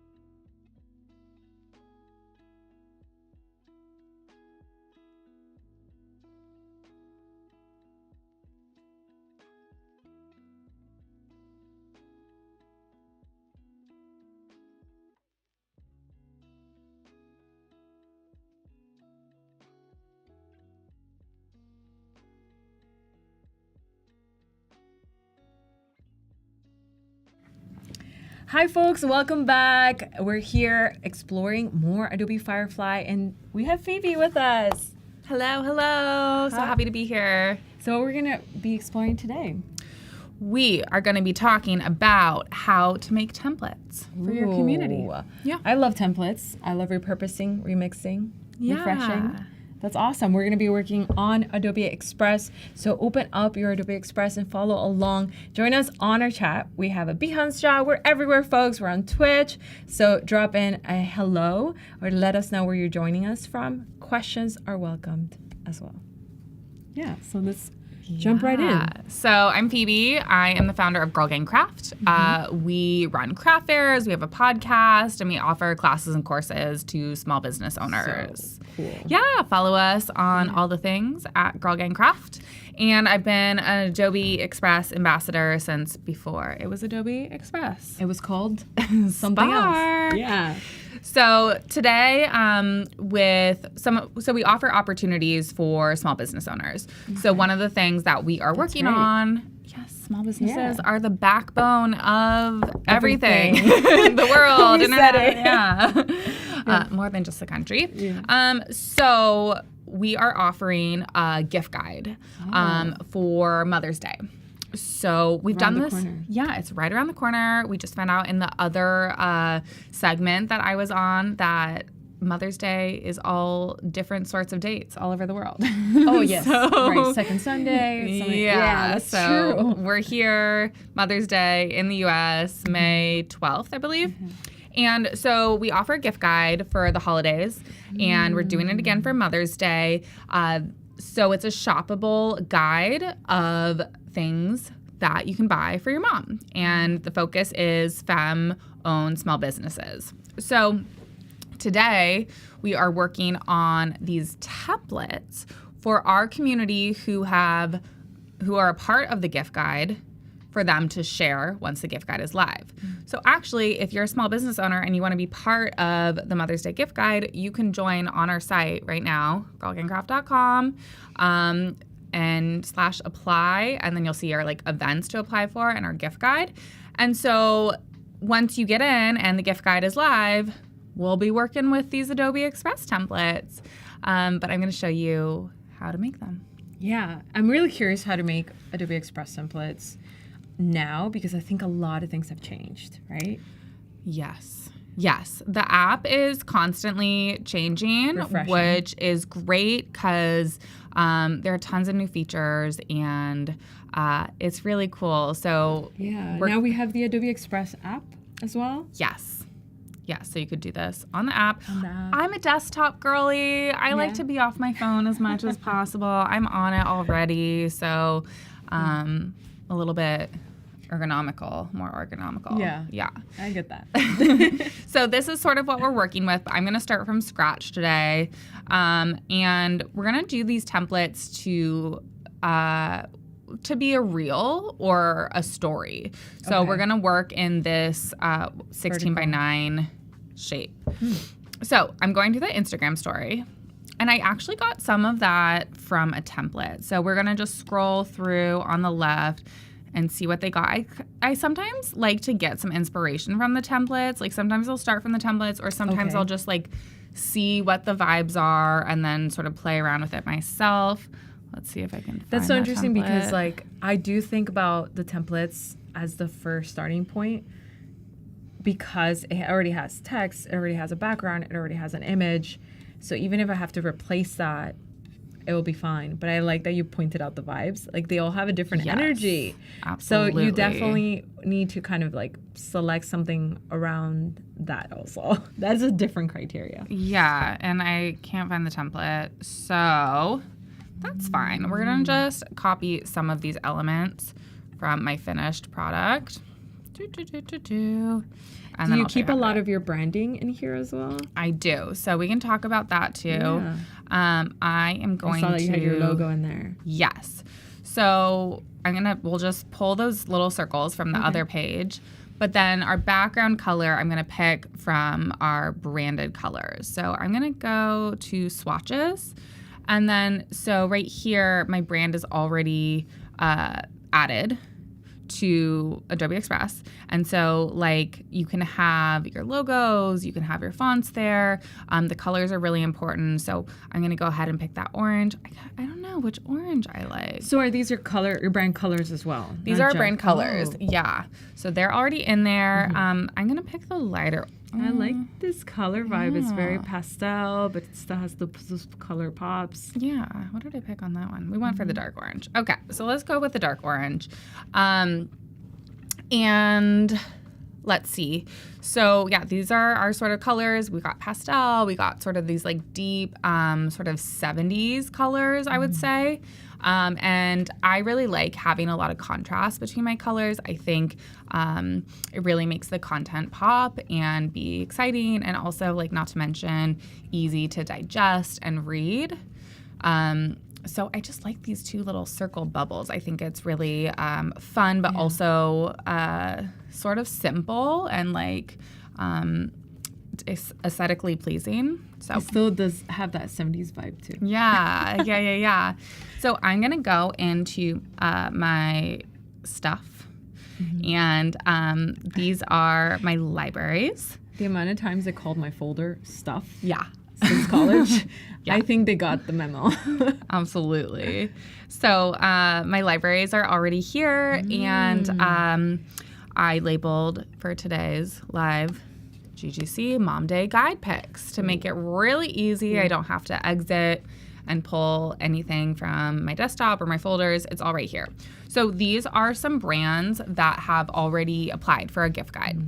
And so this brand that I'm going to use today, the Remontant, I'm sorry if I'm butchering your name, and but they do some really cool candles, and that green background's like almost the same. But I'm going to go ahead and remove the background. Ooh. Simple, easy. Yeah. And they like already have this really dynamic imagery anyways. So it's going to be perfect for this process. And so then we'll go ahead. We have a question on the chat about templates. Are templates shareable, or are they part of the Adobe stock? Yeah, so the templates that already exist, or the templates that we're making? I think the templates that already exist they're all accessible for you. There's always going to be like different variations for you to download from Adobe stock if you want to use stuff on Photoshop or someplace else. But this is the baseline for sure, right? But if you want to share yours, would you be able to? I guess is more so. So we can go ahead and share this. This is how we're going to... And I could use it. Yeah, use it for our community. So we can share it with a shareable link, which I'll show you how to do when things are already together. And just a note too, like about shareability too, all of everything on Adobe Express, all the assets, all like the elements, these are all commercially viable assets. So everything is like commercially. You're not gonna get pinged. Yeah, you can. You can run your business with this. It'll be okay. Yes. Yeah. So okay. That's what you do. Yeah, basically. This is what I do. I run our business, and we did in the earlier stream too. We did some music, so we can show how to do that too. There's Adobe commercially safe music, and so it goes all the way to music as well. So okay, yep, perfect. I really liked this font, so I'm gonna go ahead and just copy this from before. But so I'm gonna have the shop for mom. And then you could play with the font too. Like, so there's all these recommended options. And it's cool specifically if like you're feeling stuck or you want to figure out what fonts pair well together. That can be really cool. But I'm going to pick this like fun one that was in this template that maybe we'll refine for you all. Yeah, especially when you're like shopping for fonts, it can get so easy to be like, oh, that's such a cool font, but is it a Mother's Day font? Like, you know, it does give you that, you don't want to create like a club flyer when in reality you were trying to just say, hey mom, I love you. So I love that you get those recommended fonts that I, as a designer, may approve. That's a good starting line. Like, yeah, and I like this. This is in our cream, which I think is nice. The white also really pops, but I don't know, I kind of like this cream. Yeah, I like it too. I mean, it's digital, so if it was print, I would be like, okay, it needs more contrast. Absolutely. So I'm going to go ahead and just like add our brand name to it, Girl Gang Craft. And That's such a cool name. Yeah, thank you so much. I love that. So join the Girl Gang. Yeah. It's a very simple ask. And I see here on the chat also, it says, I also renamed my folders, crafts, miscellaneous, things. Yeah, we're very organized. We try. Eventually you're going to feel like you just got to. But I name my folder stuff all the time. Yeah, I am organized to a point. Yeah, for sure. So I did this little circle format for the text, and I think that just pops. And that's the font that we use in our logo. I could use our actual logo there, but font. I kind of like this circular theme, if you will, with this other like background icon situation. Yeah, and you made that circle there, right? So because they're pre-made text layouts? Yes. Yeah, so like dynamic can be really cool because it makes it all aligned on left and right side. Oh yes, I use this one a lot. Yeah, it's so good. And so it'll change the font size so that they stack really well. I kid you not, but back in one of my jobs, I literally like just align everything. Whereas now it's just already aligned. Align everything. We love technology. My degree is in printmaking, so ancient forms of art, and it's very cool to like be able to make things digitally and shareable and like repeatable. Right, because after this, you can always revisit this and just refresh it. Absolutely. So also in my my stuff folder that I've pulled in and prepared, I have this image is from, or I made this shape in Adobe Illustrator. So it's a linked asset, so I can change things here or in Illustrator. And I'm just going to go ahead and put that in here. And you can also change the color here, which I think is cool. So you can go to Effects and do a tone, or they offer colored shapes already, or you can pick, your own brand colors and change both the shadows and the highlights. Oh, cool. Okay. So you have all of these color variations. Do you ever find yourself refreshing like just the color to just see how people engage, or maybe just the font? Do you ever refresh it in that way? Do you mean like just changing it up? Yeah, like you'll keep everything else, but you're changing the color palettes, or you're changing the text, and you get to push that same message again. Yeah. But it feels fresher, and that's because you have a template and you don't have to redo the design. Absolutely. And I'm all about like repeating yourself over and over again, even like, not everyone's going to see our content, or it's going to like hit a different way. Okay. So there's, I think we get, as creatives, we want everything to be new all the time. Brand new. And we don't want to talk about our same projects over and over again, but like actually we need to. That's what marketing is. And so having that helps you. Yeah, having these things like templates, or, having even just posting the same post over and over again, maybe with a couple variations, or because maybe that's different target audiences and things like that. I often use templates for the same reason, so I'm really interested in seeing how you're creating your templates that way too. Yeah, so I'm gonna go ahead and make a new. Okay, I'm gonna animate things first, so then we can make a different scene. Do you ever sell your templates? It says here, I guess you can make. You could also make templates to be sold. Can others use templates and sell them? Yes. So now it's like a profitable point to design in Adobe Express. That's amazing. Yeah. Selling templates in essence is like, you want to think about how many people are trying to create something from scratch. And there's just so many ways to repurpose a design layout. But it takes a little while to get there first. But with a template, you don't have to kind of create that. You don't have to start from scratch, really. Yeah, and so some people definitely sell their templates to like, for different sort of content creation purposes, like quote templates or real cover templates. I think those are really sellable. Okay. Those are particularly sellable. Yeah. That's awesome. So we're going to animate this little candle, and we're going to click on it and go to animation. And so you have options for in, looping, and out. So I'm going to, we're going to have it breathe. I feel like that's have it breathe. a good vibe for candles, right? We want it to breathe. So we're going to have that one breathe, and then I'm going to have the text do something different as well. That's awesome. So I'm going to have that come in. I'm going to have it bungee. So the cool thing is, so this is what it looks like now. That's what's animating. Mm-hmm. But we have this thing called layered timing at the bottom, and I'm going to go ahead and toggle that. And I want the candle to be here first. So I'm going to click on the asset to change the animation. In the timeline. And so I want that first. So that's just going to be there like that. And then I'm going to actually have the text come in later. So I'm going to move the text down a little bit. And then I'm going to go ahead and have my logo-ish, my sort of logo, my brand name, if you will, spin. I really like that one. And you can always control kind of the strength, right?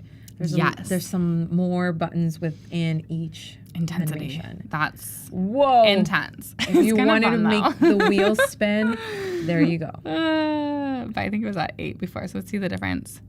Slowly. Nice. I think we could have the flower spin the other way. Is that too so wild? there's like micro edits that you can make within each one. Yeah, I'm going to make it do the other way. Okay, so we're going to see what this looks like now. I love that I had that tapped into your excitement there. Right? That's That perfect. is dynamic. And I'm going to have the Shop for Mom do something, because I think I just have the in animation. We're going to have it loop. Pulsing, that's a little intense. Are your templates usually multi-layered, or they're just a singular canvas? You want to like focus on a real style pose? Because this will be animation, right? Yeah, great question. So, I mean, we could also make a template that was sort of a real cover or like a carousel. And we can like resize what we're working with too. Right now, I was thinking I could show how. So the idea with the Mother's Day guide, right, is everyone who's participating, you want them to share with their audience, right? So more eyes go on the digital gift guide. And this seems like a very niche example, right? But this could be used for so many things. But, the other major thing that I do is the craft fair, right? And that's you want everyone to promo the craft fair.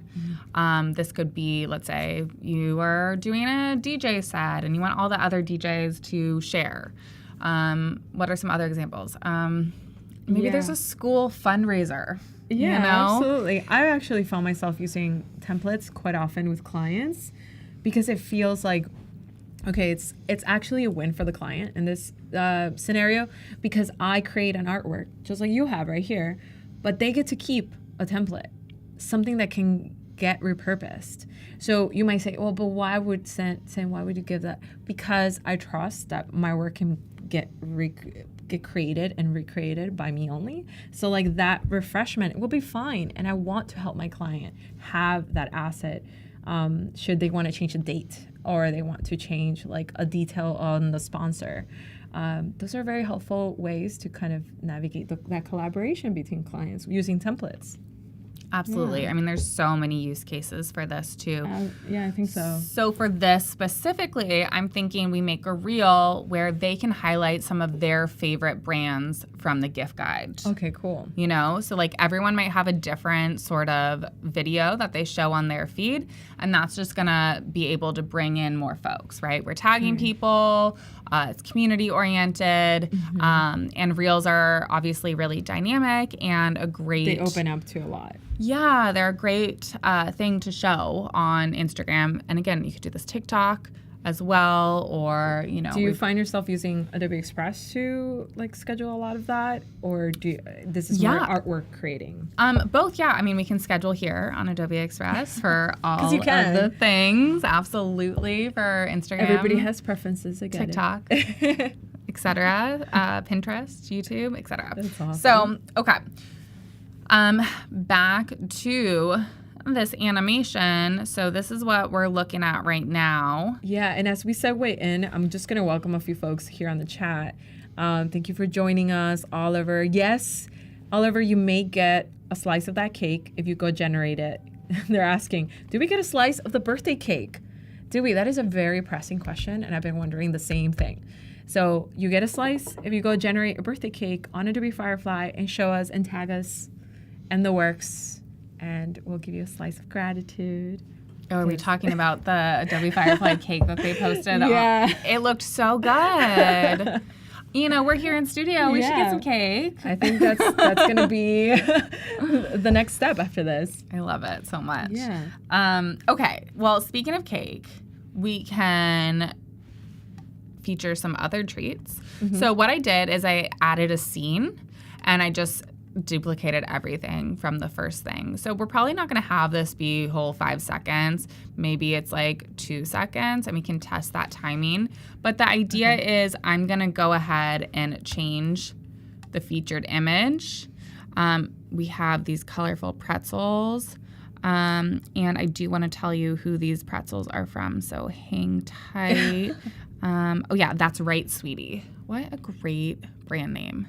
Oh my goodness. Right, Sweetie. I love it. So I'm going to remove the background here as well. And okay, this is a wonderful question. So I have a question about the point of view of using, for example, InDesign for guidelines and some print templates. So that's their current workflow. So I'm trying to figure out if Express relates great with InDesign. Do they communicate, I suppose? Or if there's something that gets incorporated here that I don't have to say, oh, I got to go back to InDesign for that, actually. They're very different, right? I would say. I don't know anything about InDesign. Okay. So I could probably help you answer that question. They're very dynamic. InDesign is very focused on arranging elements in the same way that it is here in a layout design, often for print. This here is a little bit more conducive for digital design, although you can, of course, use it for print. So a lot of the behaviors here are meant for you to showcase your work online, which is why we have a scheduler as well, for you to take it on the go and create artwork. That's why we have Adobe Express, the app, which is completely revamped. By the way, it's amazing. It has some incredible Adobe Firefly features in there, which you can also find here. But I would reconsider whether you want to abandon InDesign altogether. Just think about what is the purpose of your work. If you want to publish online, and see what is your best preference. But I love Adobe Firefly. It's very dynamic, but I love me InDesign too. So it's kind of a hard question to answer. So what I went ahead and did was remove the background on this. And since there was some sort of like rogue half pretzels, if you will, I went ahead and erased some of them.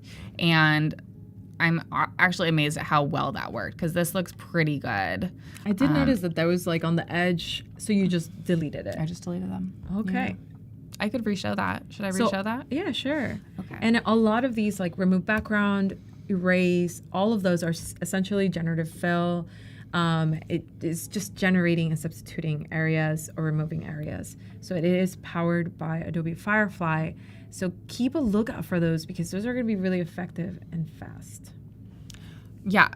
So see how it's kind of like there's some pretzels that are sort of being cut off by the actual crop. I noticed that immediately when you showed. So I didn't think it was going to be the best fit for this, actually. But so I'm going ahead and removing the background. And then I'm going to go ahead and click erase.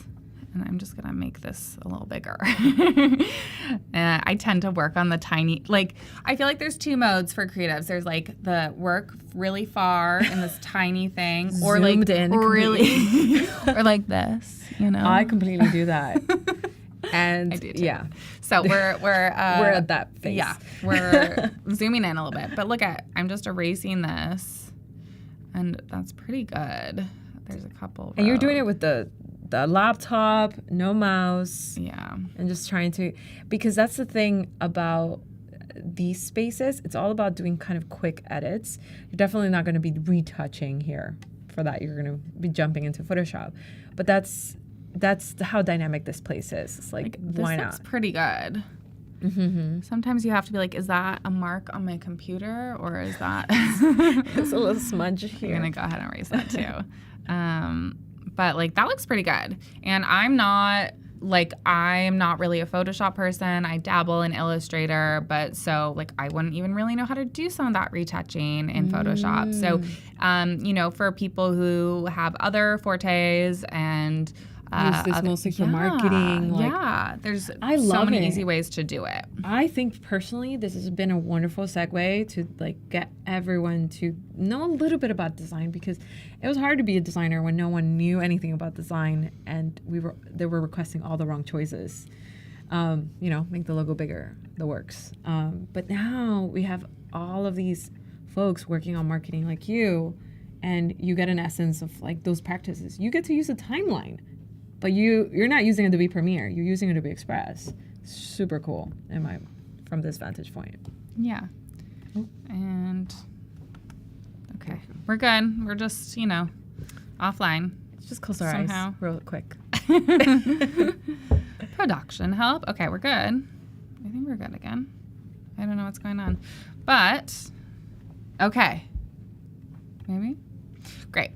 So there it is.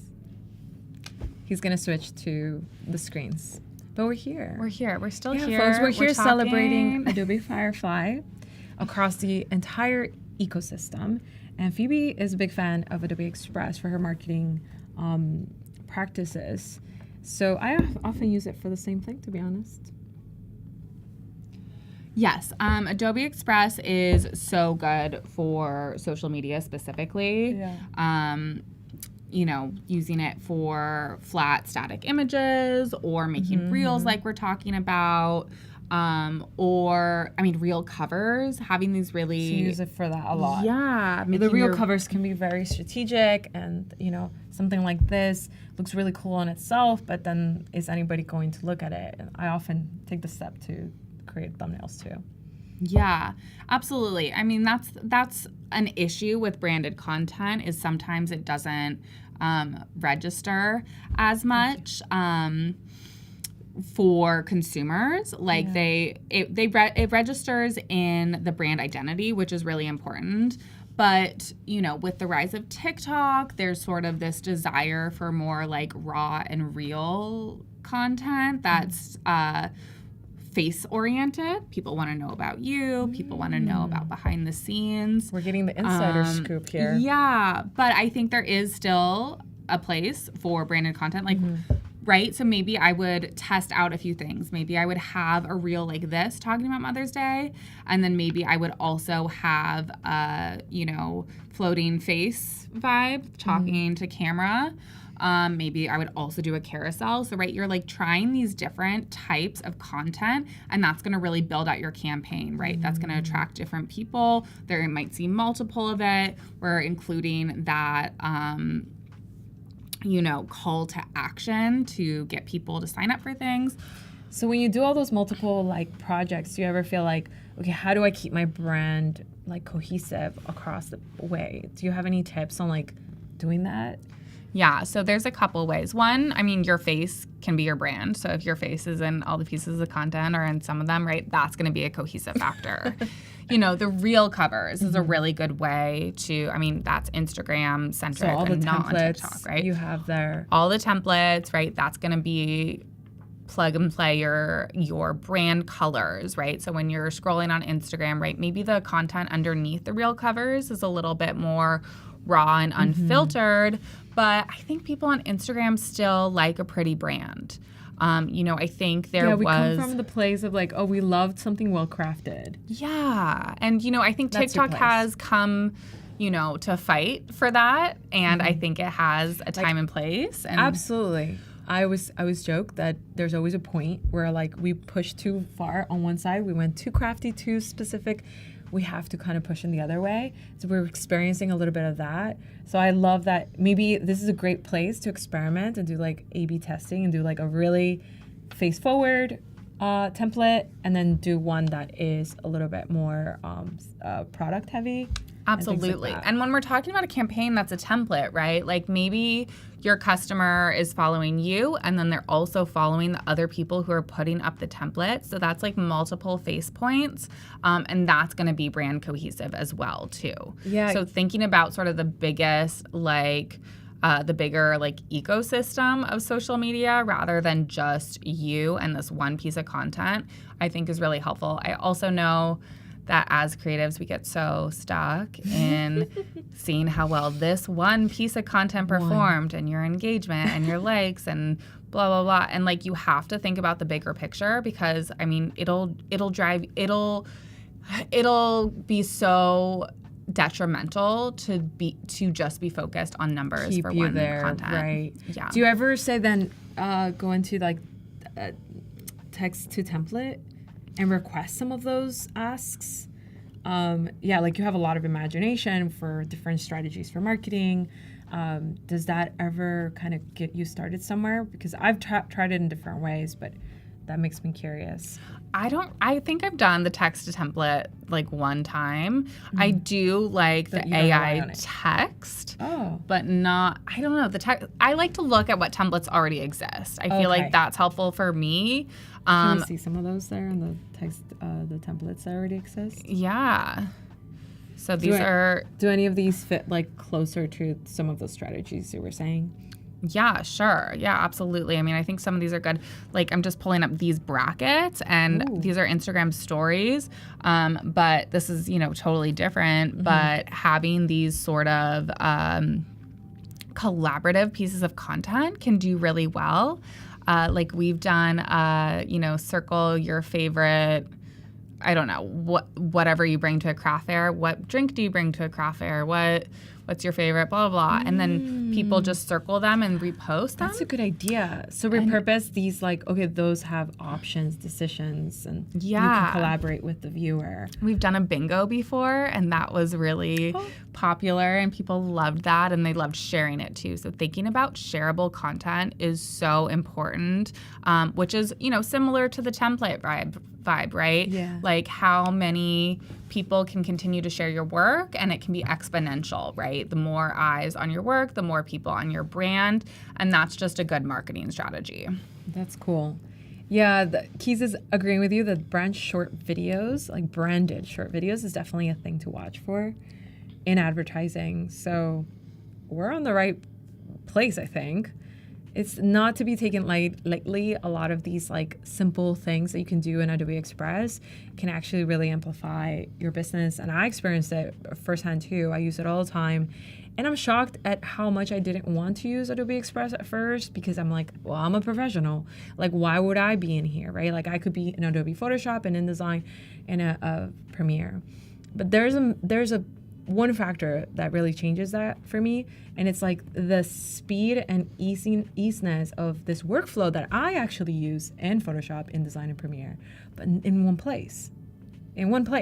So why not? Why not use it if this is exactly how I work in my own folders? I have a stuff folder.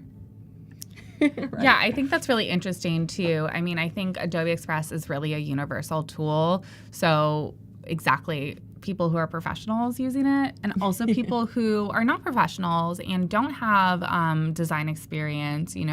Maybe they run a food truck and they want to make a flyer for their event or their menu. Yeah, there's all these sort of options. So options. that's a great scenario. If it was a menu, I would give away that template as part of the fee because it's just a menu changes every day. They need a workable template so that they can change it themselves. That's really great use. Yeah, you like that? Okay. Yeah, absolutely. Here you go, friends. And then Alejandro says, yeah, motion graphics is cool. Oh, well, it doesn't have a lot of motion graphics, mostly simple animations, but they do translate into something really cool. Yeah. Oh, Joshua says, I thought the same way for a while, Cyn. right? It's definitely a phenomena that kept me from using Adobe Express. I'm too professional for this. Like, what am I doing here? But it's because this workflow is from the professionals, it was readapted. It's magical. It's like somebody said, hey, I'm going to use your artistic workflow and give you the best tool so that you can do this over and over. Simple. What is this? This was, I'm wondering how, I don't know if this it's one's very gonna detail work. oriented. Yeah, because it's kind of like something on a background. So I'm going to go ahead and do the soap. And this is Laramel Apothecary. So are these like visuals you're pulling from the media, or is it like your own? Yeah, these are people assets? who are already part of our Mother's Day guide. So the applications have been out, and actually everyone gets in for this one. This is everyone gets in who signs up. So if you're a small business owner and you're interested in joining the Mother's Day guide, you can go ahead and sign up now on our site. So if you sell prints. Yeah, absolutely. If you're anything that's related to a mother figure, anything that you think would be good, like you for would shopping. gift this to your mom. Yeah, absolutely. So soap, prints, apparel, maybe even it's dog related. Although that's like, I'm sad it doesn't land on my birthday this year. Oh, are you a May 14? My mom's the 13th. Yeah. So, yeah. That's awesome. Yeah.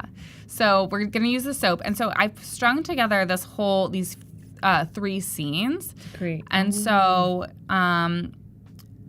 it sort of shifts. I mean, those are too long, right? So you just try it and you're like, I want to do, maybe like a minute or a second and a half. And then you could also add transitions. So you could do like slide. That's kind of cool. We had the same question on Twitch, because y'all, we're on Twitch over here too.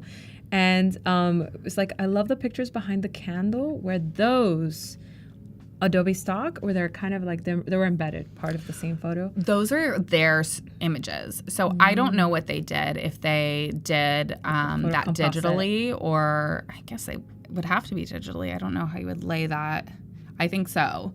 But that is a really cool example of what you could do with the remove background and with the Adobe stock. Even like you don't even need to, take a picture of your own pear, right? You can generate those spaces, those around the candle, and create those.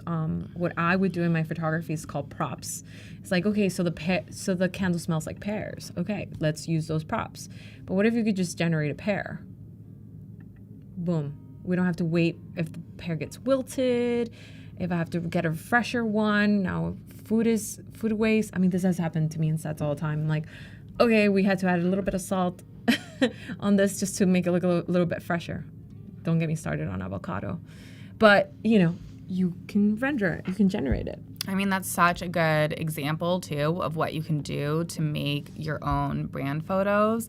I mean, right, you're going to want a couple different shots, right? We have this example, same candle person, different candle, right? But they have just a simple background with the shadows showing, and then they have, this composite.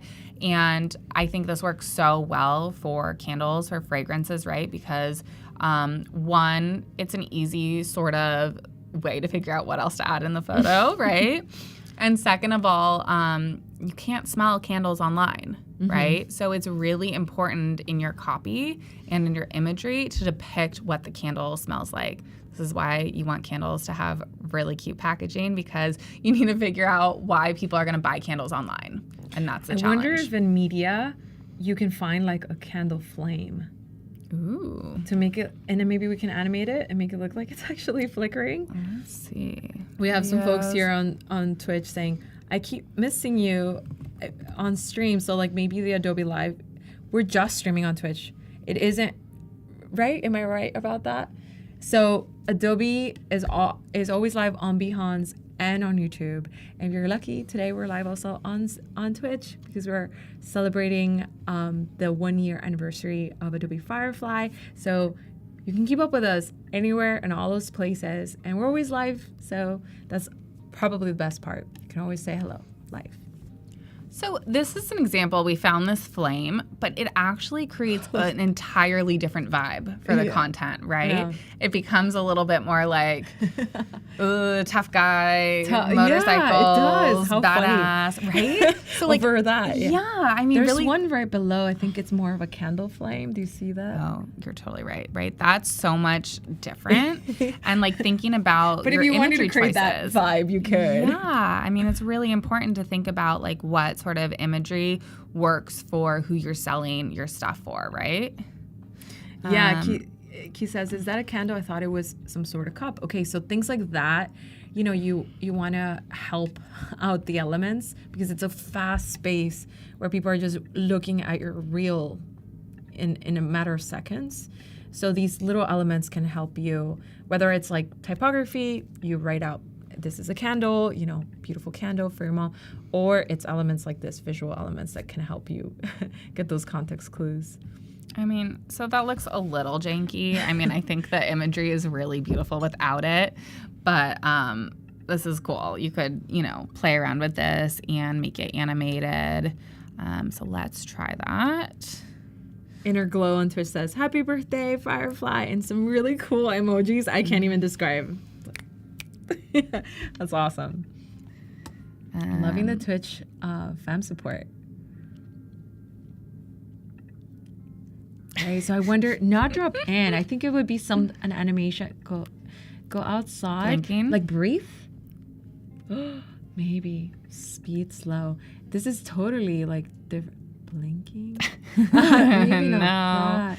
I mean, I think the fading the was pulse, probably... No, the blinking was... The fading was probably by far the closest one.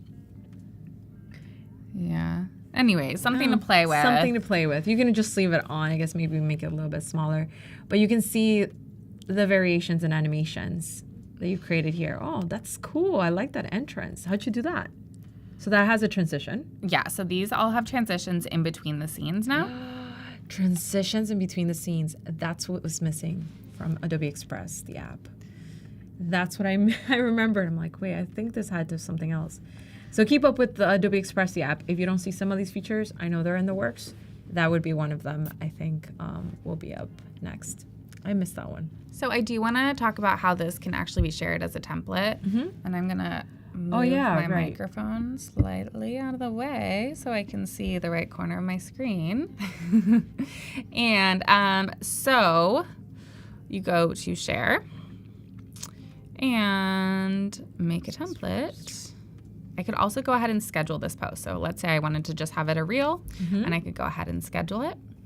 And you can pick your channel. Right now I have TikTok available, signed up here. You can add all your captions. So you can publish video. Yeah, and you can publish now, or you can schedule it for later. And you can also save it as a draft. So you have lots of options there. And then for template-wise, make a template. And you can save it to a brand or a library. Or you can, there is a way to send a link. Hang tight. Copy link. There was a way, publish link, allow others to remix. So you're going to publish to web, do the title, and then publish link. And then, so there's a couple different ways to do it. And share that link, and then that's the remixable template. Yeah. Exactly. Essentially, that would be the link you share to profit from templates if you want to sell them, right? Yeah. And then the other way, so like if you were to invite your team to this, for instance, or your friend or your client or whatever, you could invite them to it, but then they're going to play with things. So that's a little different than the template. You also can lock things. So if you send it to someone and you don't want them to change one thing, like let's say I could lock everything besides the images, and then they're invited to that, but know that that's going to change this actual thing, whereas the template is going to be a new document for them to play with and have as their own while not changing this one. Okay, so then can they unlock anything? If you lock it and send it as an invite, no. Oh, interesting. That gives me a lot of power. because I can say, well, okay, these are the branded elements you cannot remove, you cannot change. This is, keeps the integrity of the layout, whatever it may be. And then you can say, well, but this main picture right in the center, this is where your product goes. This is what you want to redo, and maybe the color palette, right? That's a lot of control. That's really cool. I love that. It's a lot of fun. Absolutely. So can we play this one? I want to see how it looks as a whole. Sure. That's awesome. So you put usually multiple products in this one. Do you find yourself like doing a lot of them, or because how many scenes can you create there in the timeline? So we looked this up today, and there's no limit. Oh. But things start getting slower. I did have that was a burning question. I had no idea. Yeah. So thinking about the purpose of your content, right? Instagram can only have a minute and a half. Mm-hmm. TikTok has up to 10 minutes. Yes. So, and also thinking about YouTube keeping Shorts. attention. So I kind of think this 5 seconds video is pretty perfect. Maybe you would add a call to action scene or something. So you're just shop considering, now. okay, is this productive? Even if I can go all the way, is it productive? Right. I think for the space that you're trying to speak to your audience in, it's a short attention span. So you're making sure of that. Absolutely. And we love a call to action. So maybe there's shop now, or you can animate that too. Yeah. Of course, you can't add a link directly onto this piece of content for it to be shared, but making sure you're directing people to the link in your caption, or, we use an automation robot that sends people's links sends links straight to their DMs. So that's been really handy. That's cool. It is cool. Yeah. I've interacted with some of those. Yeah. I'm like, whoa. It's really been great. But it's not an Adobe product. But thinking about, making sure your link in bio is updated, right, with the right links, thinking about the flow of your customer and your audience, right? What do you want them to do? Where do you want them to go? What is the purpose? And if you're running a business, the purpose is to make money, right? Mm-hmm. So we're getting people to buy things, to shop, to convert on your website, right?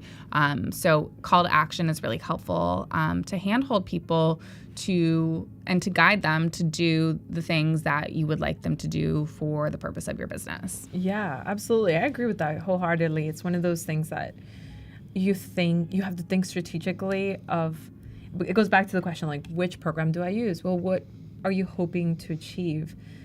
Take a second to think about that, and then start to build your workflow here. I can tell that you have chosen Adobe Express, you have your brand ready in the background, you have your color palettes, you choose your templates and repurpose your templates. There's just a lot that can be accomplished here. Kenny had a question.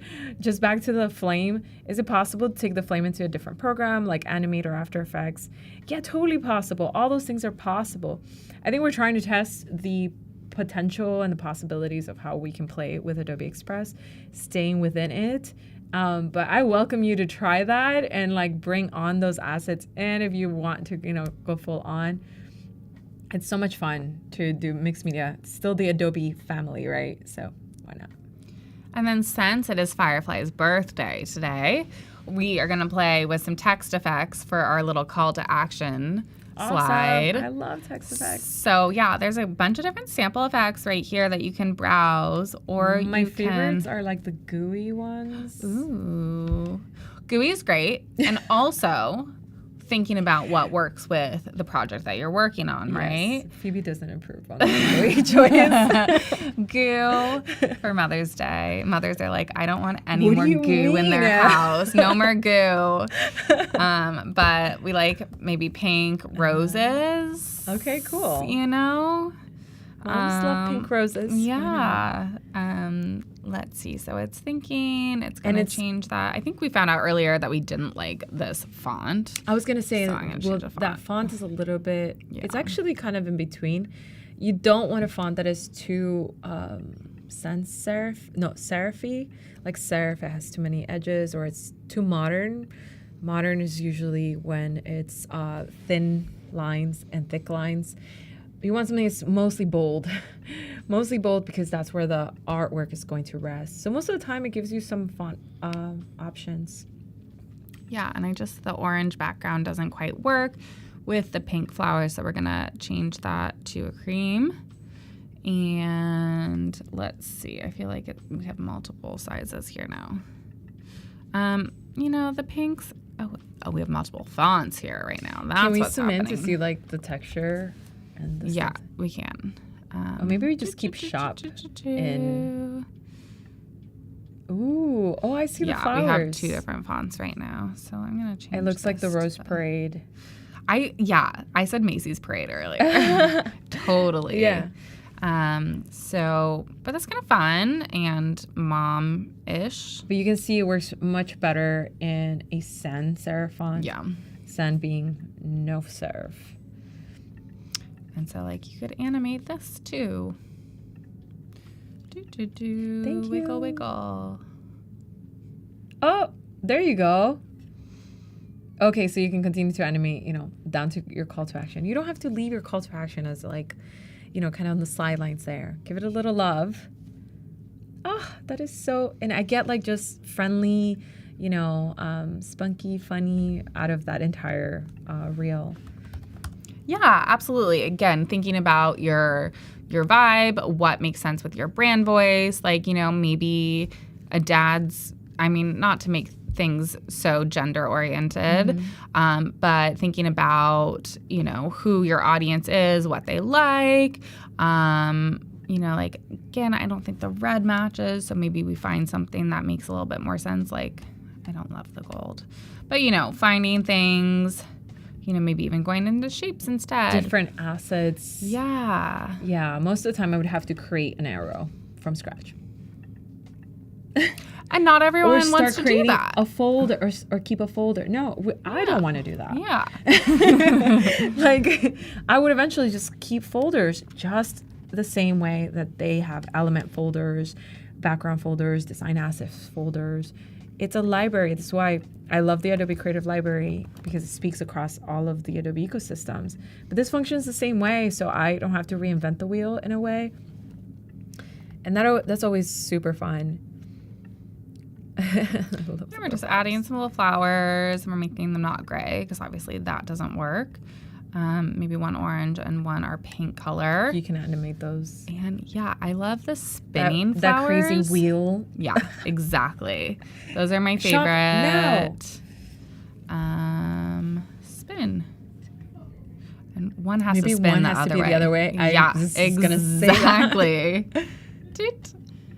And then how cute is that? So we have our full final thing. We're sending this to our community so that they can remix and add their favorite items from the gift guide. Yeah, and definitely apply, because I think this is such a cute reel. And just, I love how you combine the carousel concept into a reel, just by that transition, and it's awesome. I love for you to show us more or less the templates and the way that everything we learned today, a little review, and where we can connect with you.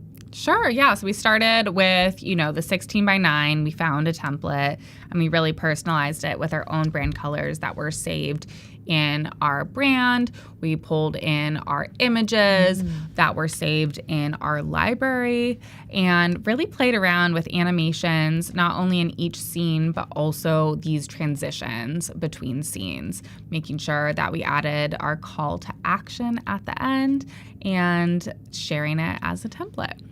You can find me at Girl Gang Craft on all platforms. And if you're a small business owner that wants to get your work in front of those shoppers for mom, go ahead and check us out on our website. Yeah, and folks, open up Adobe Express, open up Adobe Firefly, try it out, explore, experiment, and give it a go. I'd love to see what kind of cake you will be creating for Adobe Firefly to celebrate our 1-year anniversary. Phoebe, this is awesome. Thank you so much for being here. Thank you so much for having me. Yeah. Bye, folks. See you on the next one.